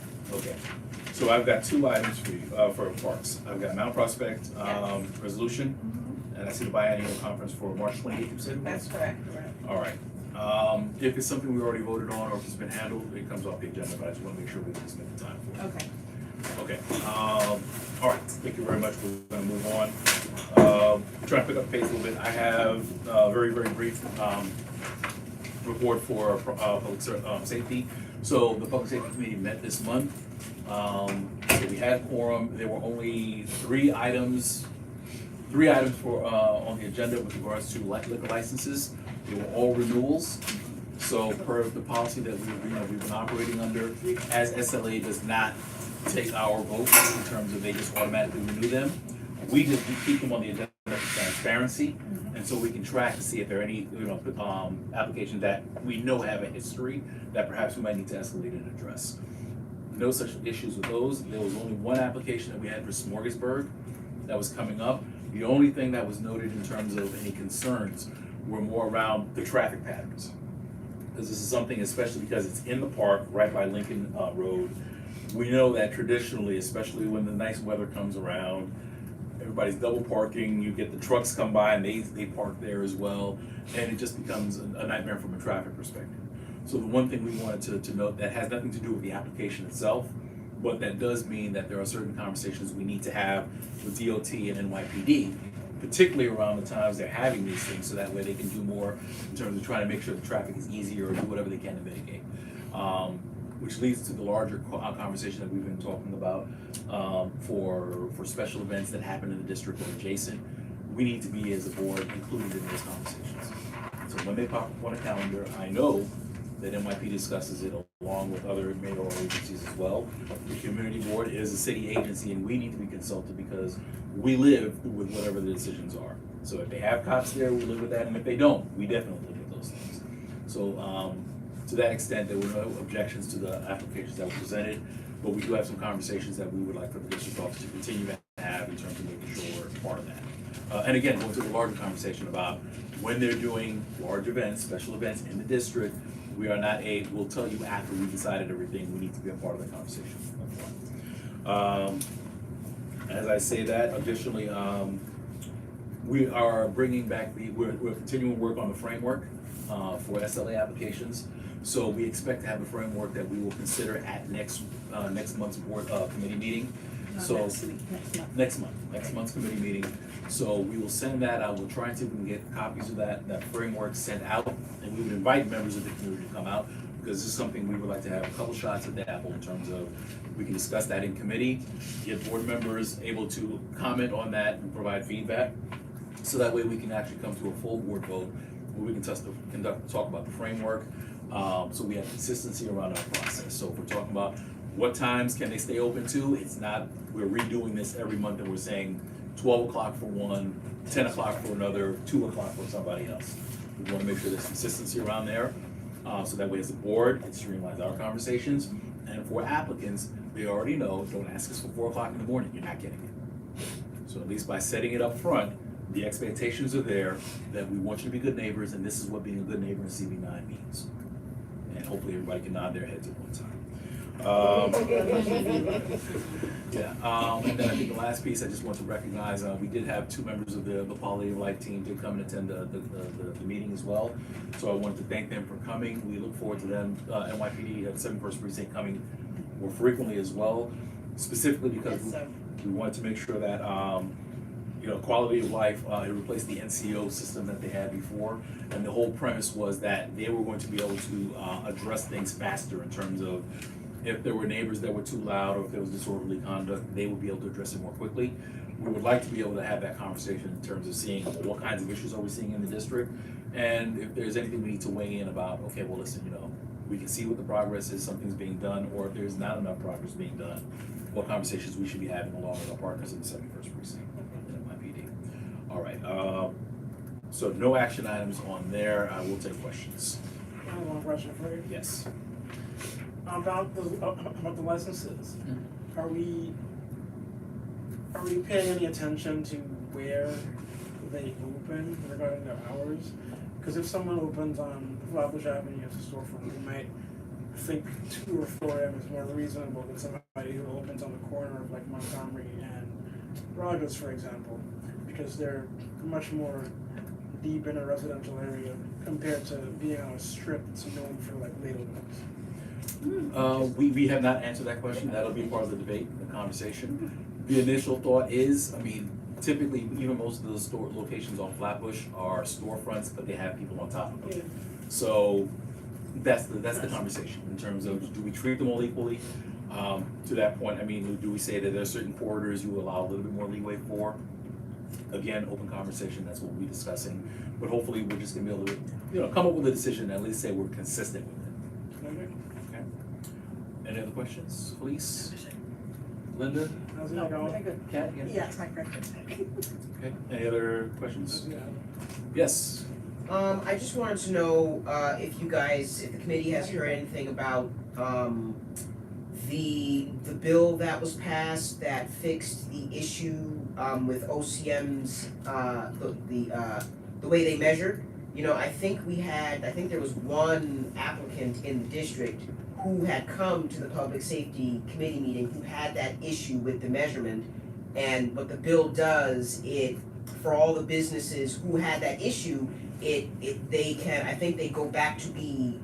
have to go back to OCM to be reviewed, but it puts them in compliance with the guidelines because they changed how it measured to be in line with the incorrect way, I believe, that OCM initially measured. Just wanted to know if you guys have heard anything about that, whether or not they might have to come back to the board or anything in regards to that. I have not heard anything to that effect. The other thing I would say is, we haven't considered that many as well. I think there was a certain period of time, we had a number of OCM applications. They came to us, we considered or disposed of them as appropriate. We haven't really had that many after that. So, yeah, we haven't had that much in the last several months. But thank you for the update on that, appreciate that. Okay. All right, we are now going to go on the agenda. We have the district manager's report, and I'll be very brief, very brief. Brief. The 2026 United Airlines Half Marathon is scheduled for March 15th. The entry is near Grand Army, so we should not see those disruptions on Washington Avenue. At the end of January at 35 Winthrop Street, a fire broke out at a 6-story, 40-unit multi-building. Unfortunately, there was one fatality during that fire that FDNY confirmed. DOB has issued a partial vacate order on that apartment at this time. What's the address again, please? 35 Winthrop Avenue, sorry. Winthrop Street. Street, sorry. On earlier in February, Omni call centers have expanded their hours to 24 hours, 7 days a week. Omni customer service representatives will now be available 24/7 to answer inquiries. Customers can call the Omni call center at 877-789-6669. Or you can go online and chat with them via their digital assistant. There are some public notices out for businesses pertaining to environmental protection and something else. The Community Know Your Rights Law, Local Law 26 of 1988 protects public health and the environment by regulating hazardous substances across New York City. Through the Right to Know program, businesses such as automotive repair and dry cleaners must submit annual Tier 2 reports detailing various things that pertains to the hazardous materials stored in their facilities. If you know anyone that has this type of business, they have until March 1st. The deadline is March 1st to file that report. NYC Local Law 75, adopted back in 2009, mandates updated visibility requirements for roll-down security gates for most retail, office, and security spaces. All affected gates must provide at least 70% visibility when closed. Obviously, we have a lot of storefronts out here that just have regular gates that have literally 0% visibility. So if you know folks who own a business and they have these types of gates, they have until July 1st to correct that condition. If they need more information, have them just reach out. DOT has implemented an additional Locker NYC in the district. Locker NYC is a private program that aims to cut down on package theft and reduce delivery truck trips in the area. The new location for this one will be at 1294 Nostrand Avenue. Clarkson Estates Estate Project, located at 329 Clarkson Avenue, is opening a lottery for 163 lottery apartments and 164 supportive units. Available units range from 30% to 70% AMI. Deadline to apply for that is March 10th. And the lottery will be held at the end of March. If you're interested in applying, you can apply at clarkson@kgupright.com. clarkson@kgupright.com. Tomorrow, we will be holding our annual citywide statement of needs for facilities here at the board office at 6:30 p.m. The purpose of the public hearing is to inform communities of the city's facilities needs and the specific criteria for selecting locations for those facilities. I say this every year. In this document, they have an open RFP basically for shelters. So if you don't like shelters in your district or in your area, this would be a public hearing that you should attend. No. DSNY is proposing to amend its rules to include the implementation schedule for the Midtown South and Staten Island commercial waste zones and to create application process for fleet point generators of commercial waste. DSNY is going to hold that public hearing on March 5th. I think I reported something different earlier. That was the date that you had to sign up for something specific. So that public hearing will take place on March 5th at 10 a.m. Via, I believe, Microsoft Teams. If you're interested in providing written comment, you can email nycrules@dsny.nyc.gov with your comments. This is important because we are in Brooklyn East zone and they have not set that date yet. So when that's going to be implemented. So if you want to understand how these commercial zones are going to work, ideally go to the public hearing, understand the type of conversation and questions that are being asked, so then we can apply it to the district beforehand. Justin. I'm an expert in that topic, so let me know. That's it. Call Kendall, that's it. Right. Okay. That's right. Just administrative. So we are working with the Parks Department and Partnership for Parks to figure out a date and logistics to repaint the Eastern Parkway benches. It just kind of fell on my lap, and so I'm like, we've got to do it. So once we figure out the logistics, I will reach out to everyone. We want as much participation from the board as possible, but I will be reaching out to community groups for participation as well. Our March General Board meeting will be at BBG 990 Washington Avenue. As mentioned before, we've had National Grid come to the office. I think it's the first Friday of every month. They will be back here in March. It'll be March 6th from 11 a.m. to 3 p.m. Also, HeartShare and Public Health Solutions will be joining National Grid that day here at the board office. So anyone who might need those services, feel free. We had a good turnout this past time, especially for National Grid specifically. There is upcoming weather, so we will monitor that accordingly. And if you haven't signed up for Notify NYC, do that. And I just want to thank DSNY for their service over this winter season. I've been on this job almost 5 years, March 21st, and this has probably been the worst in terms of receiving constituent complaints. And so a lot of people don't understand DSNY's job and all the things that they have to do to keep us safe during a storm. We received a lot of calls from people complaining about trash pickup. It's all delayed. It's all, DSNY, yeah. Department of Sanitation? Sanitation. Okay. It's all delayed. And it's delayed for good reason. So if you don't know anybody, please explain that to them. But I wanted to make that note. And the last thing is the conversation regarding the DSNY garage on New York has returned. The trucks are blocking the entryway to the BP. The BP owner has reached out to me. I've reached out to sanitation to restart a conversation to see if they can, if SUNY Downstate will grant them permission, depending on, it's probably going to cost for them to park in that Winthrop lot. My guess is they probably won't because the conversation was brought up before. Which parking lot you talking about? The one right next to it. BP is gated up.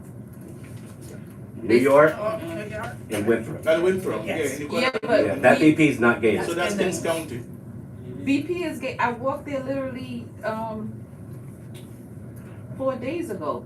BP, the gas station. Yeah, if it's gated, send me the photo. I was there yesterday. What's that? So where is, okay, maybe I'm Yeah, thinking about I the catch one you on 'cause we're there Button from church. and Utica. Okay, thank you. But he had reached out and Yeah. said that the trucks are blocking the entryway on Parkside to the gas station. Oh, the one on Parkside. Oh, okay, Yeah, that's that, right. that, so, I was more to Winthrop. yeah, it's like that. So, conversations happen with DSNY, we're gonna figure out what they can actually do. But I know that's been a conversation since I've started, so Yeah. we'll see. I'll keep you informed. Yeah, since I burned the building, nothing happened. Yeah, That's really. on how that, Sure, we'll Throw it take out. this moment. Are you done with your report? Okay, 1 second, let's just do officers first, and then Kat, you have any questions? Actually, yeah, it's about the bench, so when you said participation, does it mean us actually painting it? Yes. or are Yes. you- yeah. I'll take a picture. The deed for the year. I get to tag my name on it? That's right. Maybe they can create a program on Girl Donate Scouts, some Girl money. Scouts, get Girl Scouts and Boy Right. Scouts You involved. got enough people Key up here to club. do it. The high schoolers, yeah. Can we pitch like designs? Could it be cool since we're a very cultural neighborhood if we had like the flags of the benches? Girlfriend. I'm not providing the resources. So, As long as the design is green paint, that's fine. As long as the design is green paint. That's right, Kat, is that it? That's all I have, yeah. Linda? I'm fine. Yeah, none for me. Question, housing, you said Clarkson at KG Johnson? Clarkson at KG Upright.com. Upright. Right, okay. And then for Brooklyn Botanical Garden, what's happening there? That's our monthly general board meeting is gonna be at PBG, the March meeting. March. The March. Just March This month, 24th. this Just month March. is regular. This month is This regular. month is- March Right. is. March 24th. Right. And you have been telling us for 3 months. Right. Is it March 24th? I think Yeah, I'm gonna auditorium. Yes. February, March. The auditorium and We have the wrong place Mike's of calling sure. us. He told us for 3 In months. the old building or in the new one? I think it's the new building. Pretty sure it's the new building. And the entrance is on Washington Avenue? Washington Ave, yeah. All right, Frank. Thank you. So my comment concerning sanitation, Yes. I'm not familiar with whatever issues they're having with DP, but they're really obstructing traffic over there. They block, and especially during rush hour, just to get from Hawthorne to Clarkson, it's like you spend like half an hour because they have the trucks parked on both sides. Yes. And sometimes they're doubled, and then you just can't. Last week, I mean, they had trucks back here, then they had one right here, and then the cars had to try to get around, and I mean, it's ridiculous. So they take both sides of the streets, and sometimes they double park and everyday thing. So it's something when you're engaging with them, it is something that you should bring to their attention as well. What's your collection day on Lefferts? My collection is on Lefferts? Yeah. My collection is on Lefferts Monday, Wednesday, and Friday. Yeah, mine too. I'm on Winthrop. That's the same for me. Okay. All right. And also, So I'm not talking about my street, you know. should we talk about What should you talking about? I'm talking about New New York. York? Oh, in New York? Yeah. My Okay. street, no, I don't have that issue on my street. I'm just talking close, that same area. That same area. Yes, on that short, right next to that short street, right next to them. Okay. They block that street, and during rush hour, it is crazy there because they take up both sides, and sometimes they even double park. Right. And the bus can't see you when you're at the bus stop. Yeah. The bus- I know. Too much times the bus passed me in front of the building that burned Mhm. because the truck there. Yeah, and now you can't I see can you. see the bus on this side. Yeah. And by the time I come out, the bus gone. But he didn't see me putting up my hand. So you Yeah, I'm sure he didn't see you putting it. Nobody puts up the hand. But That's I was like, yeah, That makes sense. he's trying to make up 10 minutes on his rap, that's what he's trying to do. because it's easy for me when they left church to go down and Okay. they. All right, any other questions for the chair, regarding the district manager's report? Okay, seeing none, thank you very much, Don. And you don't have any action items, correct? Okay, all right, let me be very, very quick. A number of items I want to just kind of go over, just to make sure there's awareness for the, One second, can you check for youth and education? Tonight? and I, They're not in. Is there anything? is somebody representing youth and education? Is there anything yet? I haven't seen it. Alright. They gave you something? No, I mean, I did attend their meeting. Yeah. No one has sent me anything here that Right. needs to be reported out. Yeah. No one has instructed Yeah. me to report out anything. Okay, That's There. fine. So we moved on.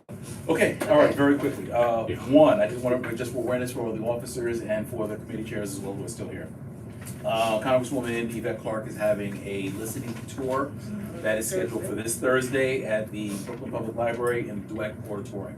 It is open to the public, so members, but you have to register for that.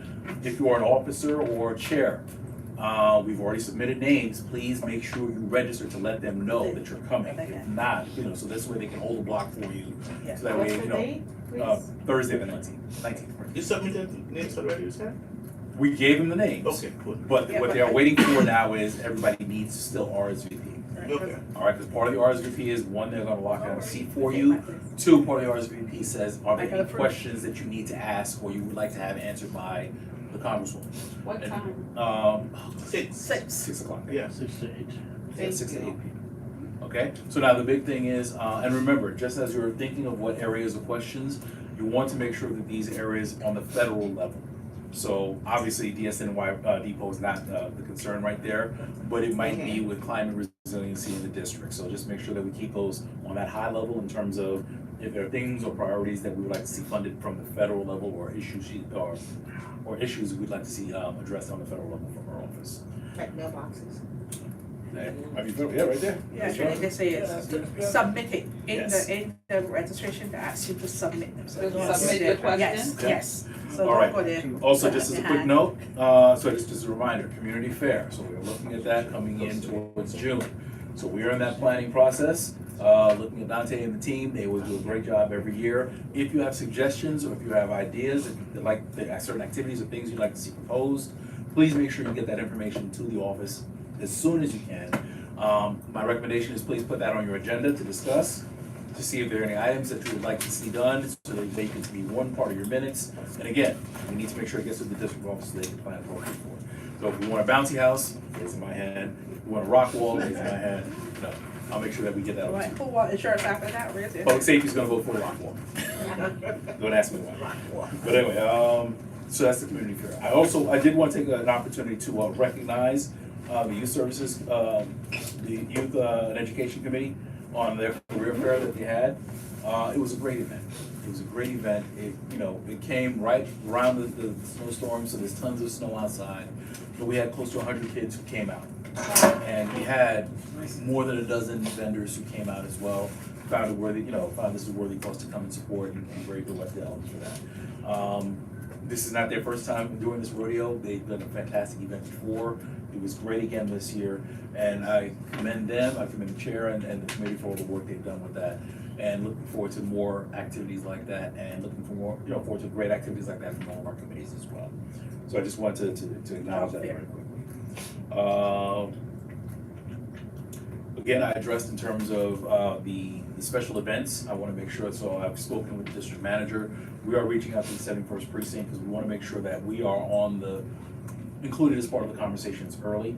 I know that the marathons have been, a point of concern, especially for our neighbors on Washington. So we want to make sure we're having those. So it sounds like we're dodging a bullet in March, but I want to make sure we're having these conversations up front. And we always know if they don't do this, by the time we got the date, they already had several conversations before that. And that is unacceptable. We need to make sure we change that dynamic and we're included as part of that before. Among other things I want to make sure we address early. Unfortunately, our housing chair is not here, but tax liens, because I know this is a very sensitive issue. I don't know what they're doing about it this year, but I want to make sure we are proactive about that in terms of being able to identify if this is going to be something and perhaps start earlier in terms of getting to our neighbors and letting them know it doesn't make sense to lose your house over a water bill. So we want to try and address that early.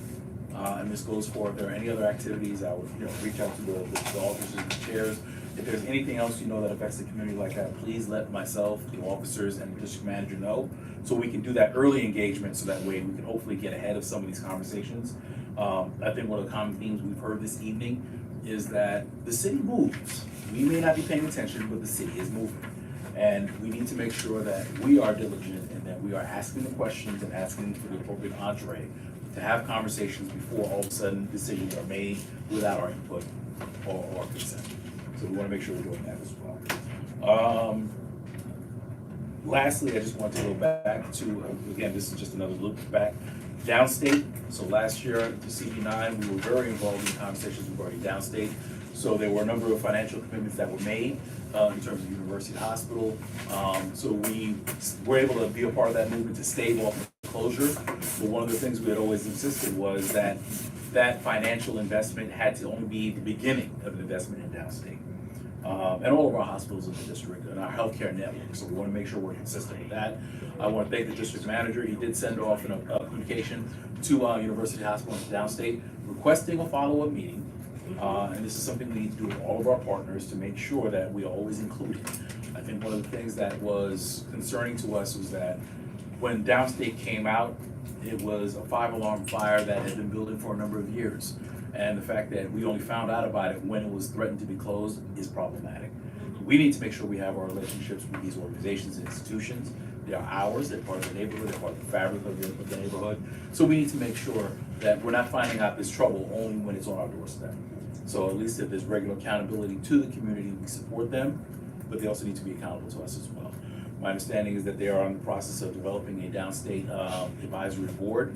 We are going to look for CV9 to hopefully play a role in that, or to have some kind of communication with that board as well. Even though downstate is not technically in our district, we are in their catchment, and we do have residents who come across.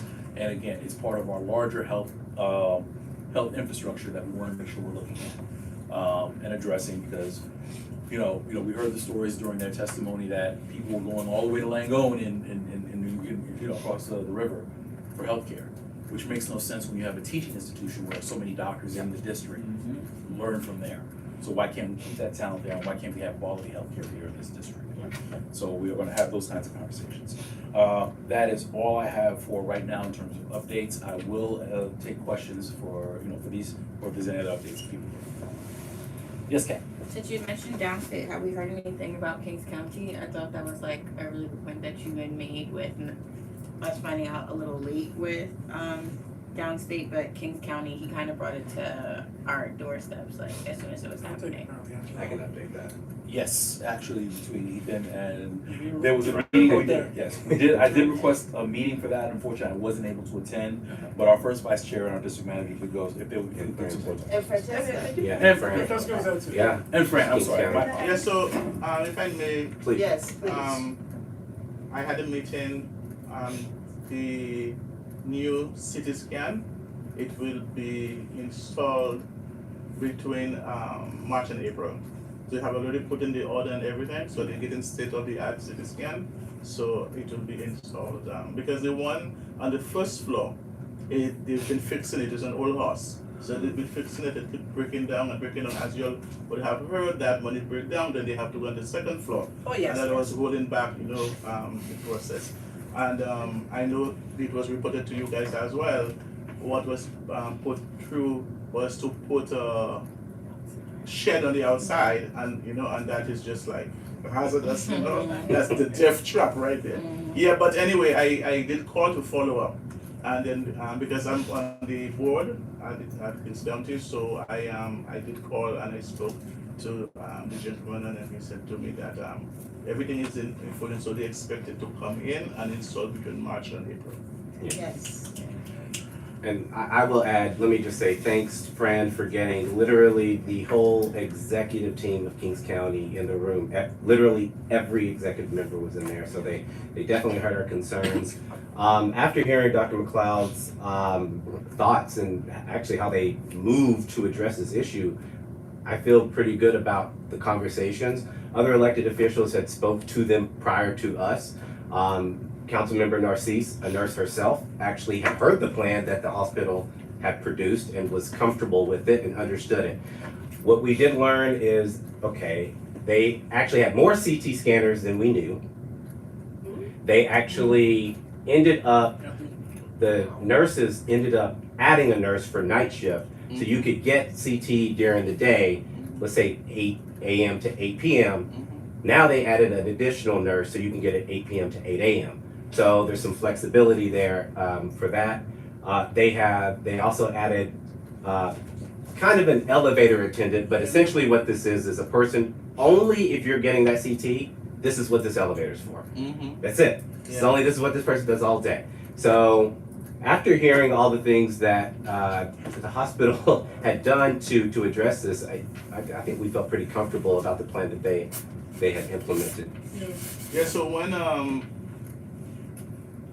when the CT scan broke down, because I was there, the last time it broke down, and then the doctors themselves, they used to leave their posts and wheel the patients upstairs because they didn't really have porters, right? So they didn't have persons, especially in the night. So during the day, I don't know the operation during the day, but the nighttime they didn't have enough porters, so they just have one porter. So that porter go up and come back, and so they didn't have enough porters. So what they did, the doctors then left the post. So whilst and when you look at it, they were dealing with the most critical patients, right? So persons sit down and they will complain and say, well, I've been waiting. But then somebody who's more critical than you, there's a person they will attend to. So as if the porter took up the patient, and then whilst they were waiting, so the patients are complaining, I'm standing and they're complaining. So the doctor got up and went and wheeled the patient upstairs himself. So now this, what Dante just said, so the hospital, what they did, Mr. McLeod, they hired nurses porters specifically just for that, daytime and nighttime. And so sometimes when you're waiting for an elevator, you have to wait, because they're transporting persons all over the hospital. So you have to wait for the particular elevator. So one elevator is just for that, just to transport persons up and down. So there is no delay. Yeah, and just to add to what everyone's been saying so far, I like metrics, and across hiring extra porters, hiring elevator operators, and all of these additional measures that the hospital did, in the meeting we were in, they actually told us that the wait time for a CT scan decreased from around 90 minutes to about 60 minutes while having one CT scanner down. So it's actually easier to get a CT scan now than it was when they had all three of them operational. So the plan that they're making has been pretty effective. It seems to be pretty robust.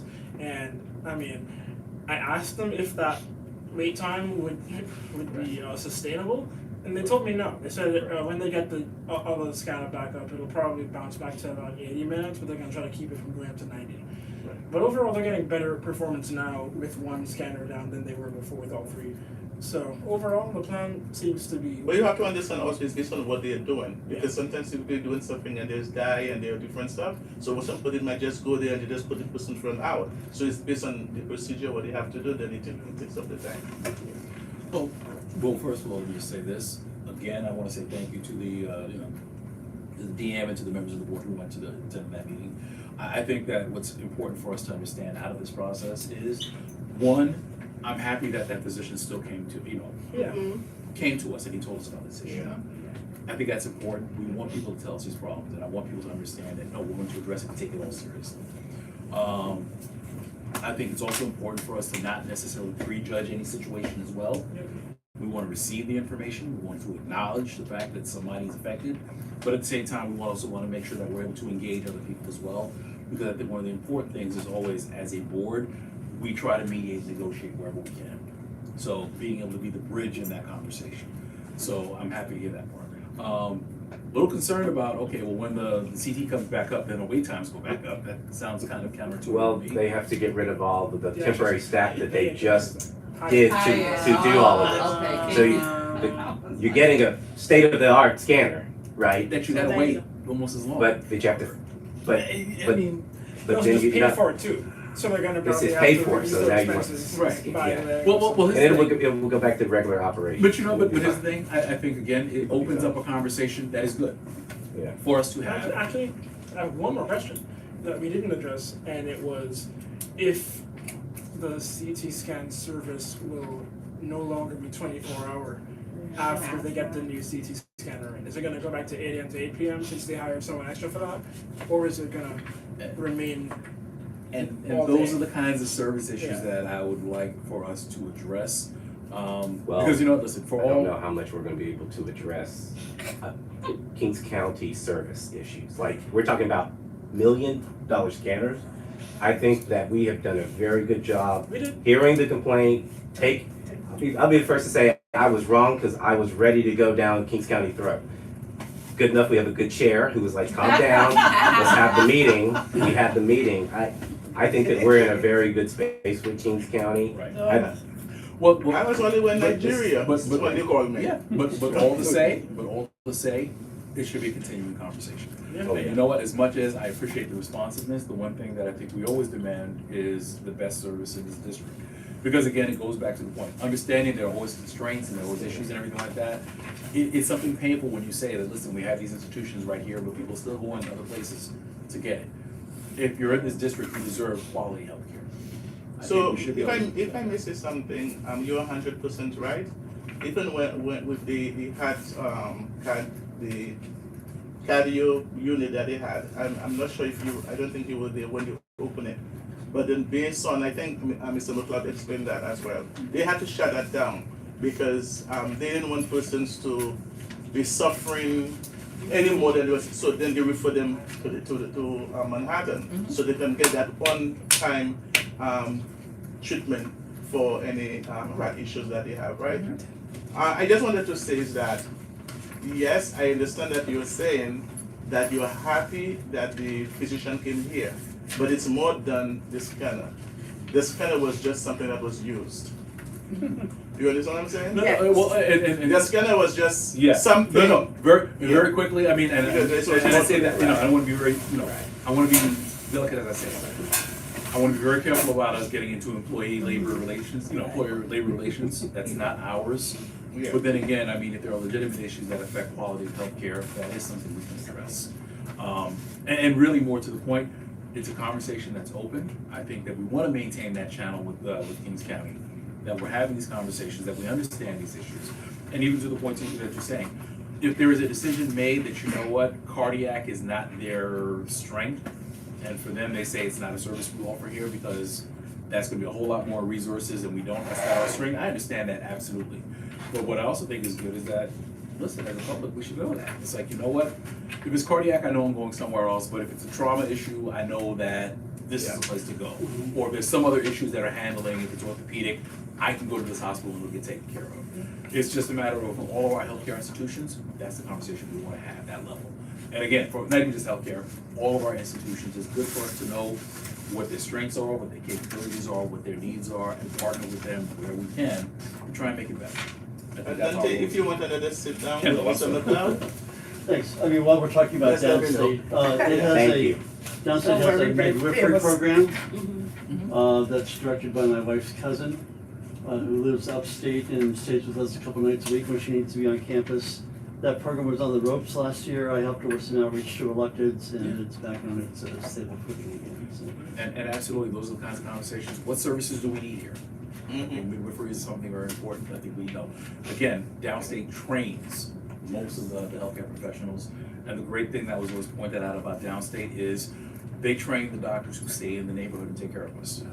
So we should always try and support that to the best extent we can, yes. You just said something there. Why don't we have a facility for the doctors and nurses to stay when they're working overtime? Why isn't there a Like facility? a housing? Yes. I've been contacted by nurses from downstate, but that live out of state, so it would be they just think the neighborhood is too expensive.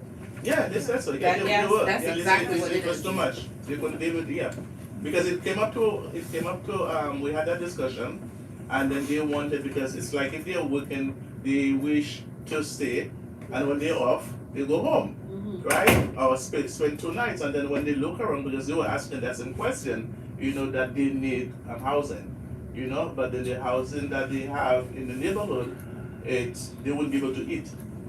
Oh, Yeah, wow. I was contacted by nurses. Yeah, so it's too much. I have a different question. The question that I have is that elections for Major Owens Health and Wellness Community Center Advisory Board is coming up, but I haven't heard CB9 appoint a new advisory board member.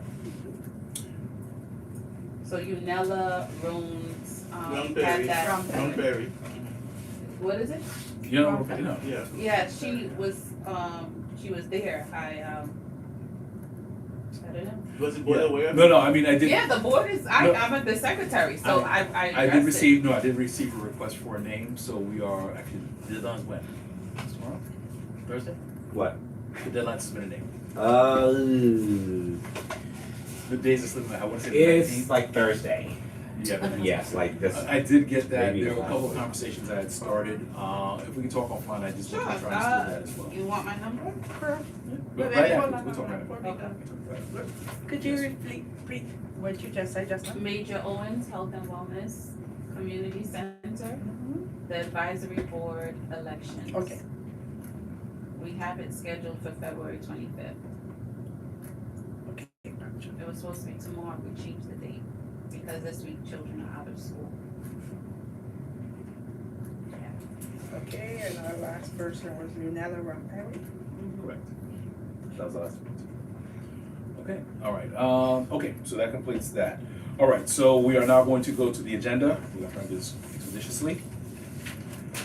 So, we're going to call to order. This is the public session.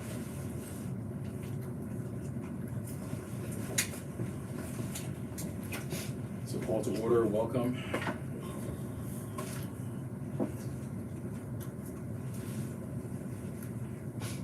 Rules of order.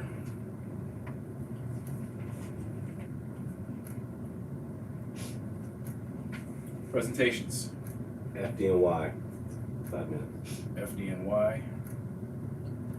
5 minutes. One, only one?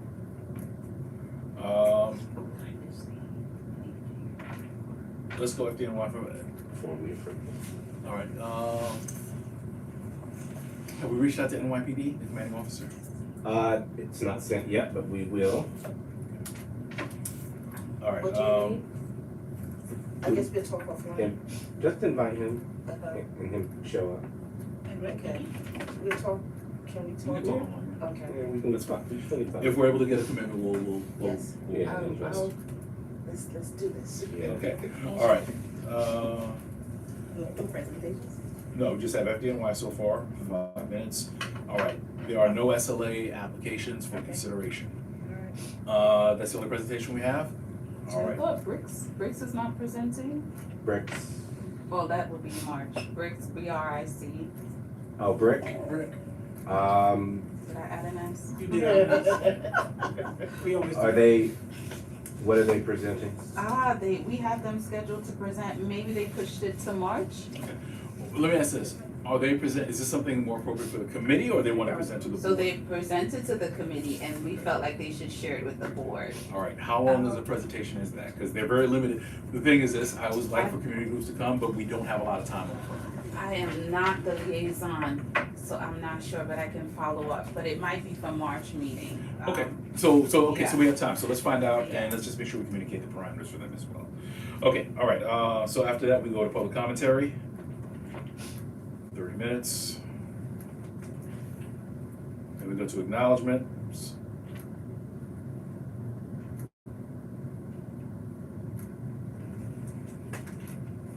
Then we go to the business session.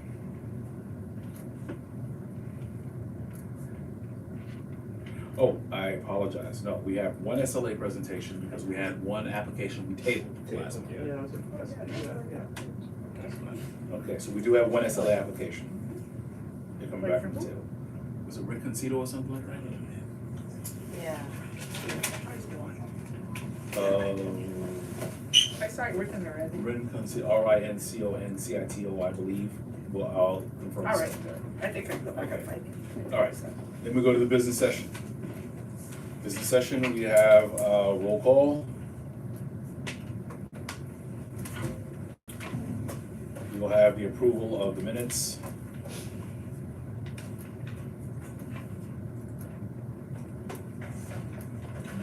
After which we'll have committee reports.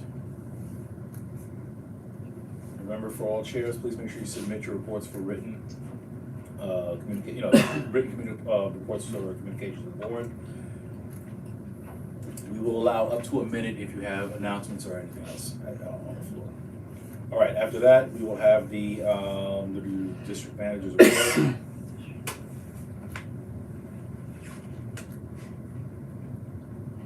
Followed by the chair's report. What items?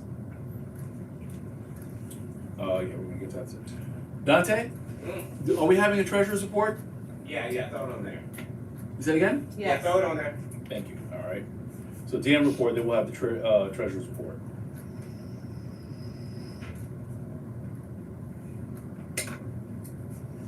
And then we'll have the chair's report Before the chair, after treasurer? after treasurer. Okay, after that, we're gonna go into the voting session. And then what's it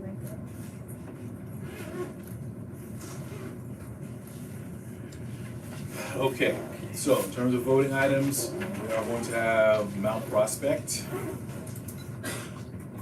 Well, actually, let's do this. Let's do Rinconcito SLA application, Rinconcito. Okay, wait, all right. That's all first. Okay. Okay. And then we are going to have, for parks, we are going to have Mount Prospect resolution.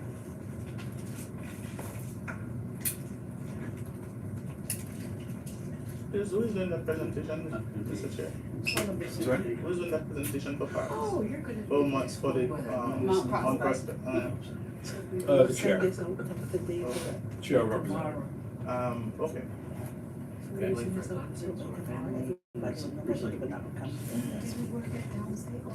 No, it's gonna be here. Which day? What do you mean, what's that? General meeting is gonna be regular place, March meeting. March. Which day and which day for outreach? So we're done. Okay, so after that, we have the PRC, Mount Prospect resolution, then we have parks again with the biannual conference. If there, we need to change that, we can remove that.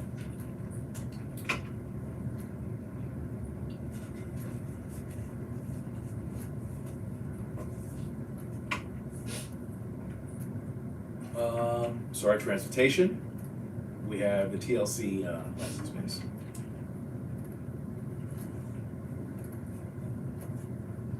That's a resolution or what? Yeah, so transportation TLC license renewal.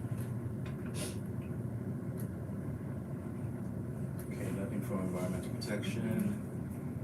Health and social services, we'll do the senior wellness next month. I'll do next one, yeah. We'll do that next month. Okay, and I think that's all I have for that. Okay. Are we doing for the, transportation? Yeah. Or- Yeah, I put there, No, I heard you said TLC, is it doing anything concerning the buses? No, the buses are gonna Taxi be and limousine. taxi and That's limousine it, commission. limousine. There's a base, all the, the cab companies, they have to get their licenses and move their bases. Okay, no, I was just wondering if you would touch on that, the, It's gonna be on their agenda for the month coming up, okay. so it'll be, all right, Anything from, well, Suki said nothing. so. yeah, so you said nothing, okay. All right, after the voting session, then we have new business. And then we adjourn. Now, Fred, if I may, Mm-hmm. I would like to propose something be put on the agenda for the meeting. It was supposed to go through housing, but for some reason it wasn't put on the agenda, and it is a bit time sensitive, so I don't wanna have to skip them, but if it has to go to the general board for vote, if you don't mind. It's a very simple request. Those who don't know me, my name is Isaiah. I am a member of the board, but I also serve as legislative assistant to Assemblymember Stephanie Zinnemann. We have a bill with Senator Parker, the Kings County Cease and Desist Act, which would declare all of Kings County a cease and desist zone, which prohibits all forms of real estate solicitation for a period of 5 years under the rules of the New York State Secretary of State. We are asking for all of the community, would you like one? Sure. We are asking for all of the community boards in Brooklyn to submit a letter of support so that we can get this through the assembly. Attached, I've given you the bill text as well as a sample letter of support that the board can use. Just plug in the information if you would like. Or, of course, the board is always able to write its own a letter of support if it so chooses to at the general board meeting. The only reason why I'm not going to this at the housing committee for next month is because we're trying to get this done before the budget passes. Because once the budget passes, things tend to move pretty quickly, so we want to have all our ducks in a row before we get to that period. I'm happy to answer any questions that anyone might have about letter of support or the bill. Okay, we can take questions. Are there any questions from the exec? Yeah, well, what do you think the results of this bill would look like when passed? Well, to put it simply, what it does is it prohibits any form of real estate solicitation. So no real estate agents can leave you a flyer, they can't call you, they can't show up to your house in person, they can't post anything in any neighborhoods. It prohibits every form of real estate solicitation, and it would do that across Brooklyn for a period of 5 years. What do you think that would result in? Because this has. Well, already- the purpose of this legislation is to the primary purpose is to help combat, deed theft, deed fraud, and, our seniors being taken advantage of people coming to their homes and offering, briefcases of cash for, which is a lot less than what your house is worth, or they're constantly calling you on the phone, harassing you, trying to get you to just give in, and sometimes seniors do give in, and homeowners do give in, and then they either sell their homes for less than they're worth, like I said, or they end up signing papers that transfer the deed over to someone else. So the goal is to try and stop the contact that initiates that process in the first place. May I say something, please? Yes, go ahead. Okay, so just to support what he's saying, I am 150% in support of this Absolutely. because Absolutely. one person they call, and maybe there are other persons, but I know of one person that they call them and then they were owing for water, as Fred spoke about water, and they said, "Oh, you're owing water," and I paid for it. And the senior was so happy. Guess what? They paid for the water and they And took they her own it. home. They took her home. So Yeah. this is very, very Do we important. have any other realtors here? I mean, more realtors are doing the right thing than those that are not. There are very few people, and we all get a bad rap. But I've done mailers, I've knocked on doors, and I would like to speak for majority, because majority of us are doing the right thing. Majority of us care. Majority of us have elderly parents who we wouldn't want anyone to My say. sis, I'm looking at you. Yeah. Yes, you're doing the right thing. Yeah, but. So we know exactly what we're talking about. Right. We're referring to person because we have a lot of She said, "I'm realtors. looking at you." Yeah. I know exactly what she means. Yes, I'm serious because I mean it's something that's bombarded. We are bombarded with it. And my home, they call and then they call you and you get They it. called me for my And then they home. ask you and you said, "You want me to sell my house? Where you expect me to go?" What? So go to Queens. What I will say is the bill does establish an affirmative defense under the law that says if someone lists their house for sale, you are free to contact them, and that Yes. doesn't violate the cease and desist zone. Exactly. But the idea is that, well, I also should mention that right now cease and desist zones are opt-in. So homeowners have to sign up on the Department of State's website to opt in to the zone, and then there's a list published of these are the homes, these are the addresses that have signed up not to receive solicitations, so you may not send them solicitations. So it is true that a lot of realtors are doing the right thing, but Mhm. unfortunately a lot of them are not. A And small amount. but a few bad apples spoils the whole barrel, unfortunately, and we see a lot of homeowners, and particularly black homeowners, are Mhm. losing their Yes. homes Yes. or losing generational wealth because of it. It's unfortunate that that's the case, but Peter it is before what we're Paul. facing. And we know. All right, okay. Well, listen, I don't wanna get too much, but let me ask this. All right, it'll become a question for the exec. We should probably have this as a presentation item in terms of, are you able to? I'd be happy to do that. I mean, Well, I'll let me be ask this, there is it a anyway. conflict for you to present this? Is it I mean, at least as far as I'm aware, according to the conflict of interest rules, all I have to do is declare that I work for Stephanie Zinnemann and say, no, I'm not gonna vote on the bill, and then on the thing, and I should be able to present it, free of charge. Just for the record, one thing I would ask you to do, contact COIB, Mm. let them know that you have this, let them know your situation. I think it's fine for us to put it on the agenda, you just may not be the person. Person at the top. Yeah, it's Okay. a And conflict. if there's a reason why Yeah. you shouldn't be able to speak to it, I mean, I just wanna make sure you preserve, Yeah. No, that's fair, yeah, I'll contact Okay, COIB. and if not, if you are conflicted out of the recommendation is for you not to do it, could I ask you, would you be able to get somebody to come speak? I can get someone to come, yeah, Then that'd be absolutely. perfect, okay, all right, so I just wanna make sure we Because touch for that. my So let's go. city, they don't want me to present anything for the board. since I think the rules are different only because I'm on the state level. I know for city employees you can't, but I think it's slightly different when you work for another And you level may, of government. I think you're probably right, I just wanna be very Yeah. careful in terms No, of. yeah, I'm still gonna contact them just to be on the safe side. Perfect. Alright, so let's do this, so the one change I'm gonna make then, we're gonna add, presentation on housing, I was saying, on letter of, sorry. Letter of support. Letter of support, yeah. You know what, I signed up for the do not call this, but they still call They me. still- they'll find out what to get you. Call me all the time. Presentation, letter of support. You know what they did to me? They used to sit outside my house. Okay, so we're gonna add that, that's another presentation, letter of support, and we're gonna put that on the back end, so that'll be item D, E, for letter of support.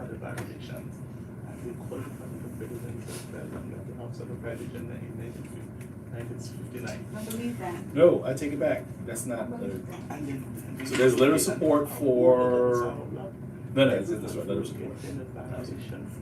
Okay. Alright, listen up, officers, listen up. and this next.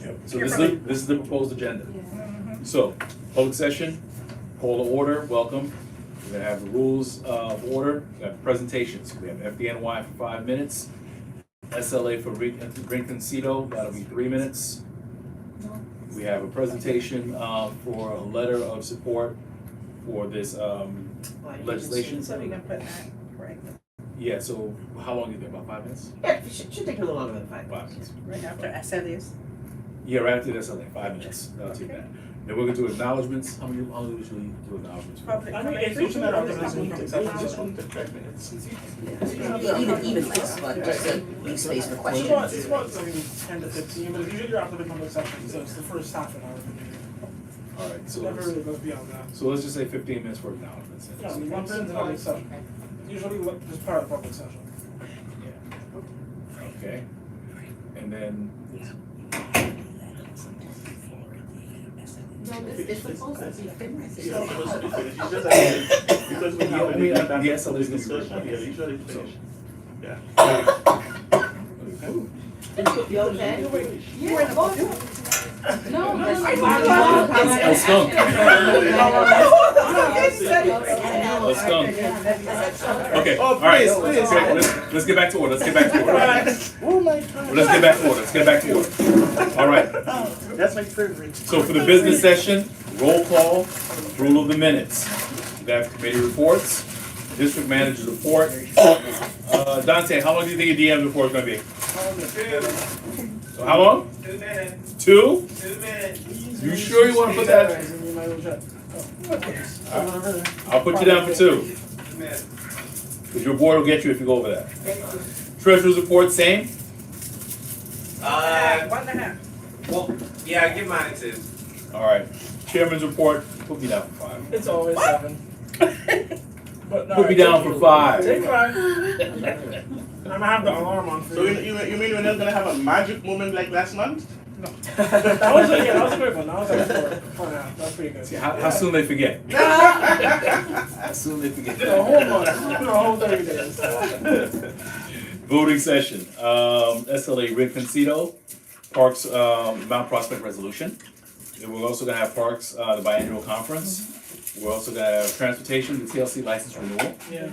Then we're gonna have, the last voting item is gonna be the letter of support for the housing trust. 20 minutes total. That, for all this? Yeah. Okay, 20 minutes for the. All right, and then new business and adjournment. All right, are there any other changes or additions that we need to make to the agenda? Question, the Mayans conference, is that like money, would we have to? No, it's Okay, just, that's, that's the event on March 28th, but it's Yeah. just the board approving. it. okay. Can I just ask a question? Absolutely. So, just from what I'm understanding, are you able to get, so right now, the design is gonna be announced in CVA, and I've gotten word that probably it's gonna happen in March. Are you able to get, to have them also present to CV9? Or That's is- gonna be it's part of already the request.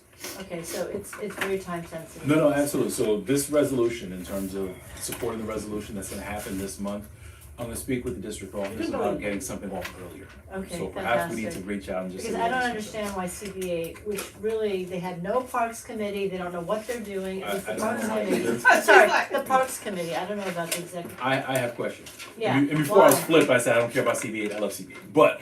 No, but they don't know what they're doing, and they just let Parks run right over them. Well, here's the thing, I don't know what that process is, but it speaks to the point that I have no idea what the process is supposed to be, and that's a question mark right there. Well, they don't even demand that we have a certain amount of time to review anything. They let them just come and then we're supposed to vote. That's by design. That's by design, because Anyway, they wanna get it so done it would be quickly. better to have a professional, processual, Absolutely. above board, rather than people who kind of say, oh, we don't take a stand. Absolutely. Well, why are they there then? And I would say that we do have our public commentary section, so if you wish to come and speak in support of that, you can absolutely, if you want to bring other people as well. So when would that be? That'll be next week, Tuesday, Next Tuesday? next Tuesday, 7 PM. Dante, we're at 61, correct? Yeah. We're at MS 61, right on Empire Boulevard. So members of the public are able to speak on agenda items or on matters concerning the community. You get up to 3 minutes to speak. So if you want to bring a couple people along, that's possible. Sorry, what is MS 61? MS 61 is right on Empire. Empire, New New York. York, Middle 400 school. Empire Oh. Boulevard. 400 right, and middle school. 61. Oh, middle school 61, next Tuesday, Correct. what time? 7 PM. Okay. We begin at 7 PM. I might, Yeah, let me give you my number. I gave you Oh, my, okay. let me just put my number down. because, we've just And- been blocked. And I would also say, if you have any other resources, because there were a lot of things you mentioned this evening, so if you have resources, that would be helpful for the board to see, letters, videos, anything you have on that. Yeah, Haley, we have them. If you I could just send that bring to them. the board office, because they can send that out as part of the package in advance, so that way members of the board can look at it and, Yeah, we can hopefully, send it this week. get educated on Thank you for coming. Could you Well, send thank that you by for- Thursday? Okay, send it by Thursday. Thank you. Yeah, yeah. it. All right, so, Thank you for- any other changes to the agenda? At this time, I'll entertain a motion to adopt the agenda as stated. So moved. I have it moved by Kat Vasello, do I have a second? A second by Felice Robertson. So Okay. moved. It's been moved and seconded. Any other debate? No. Hearing none. Is there any objection to adopting by common consent? Hearing no objection, the agenda is adopted.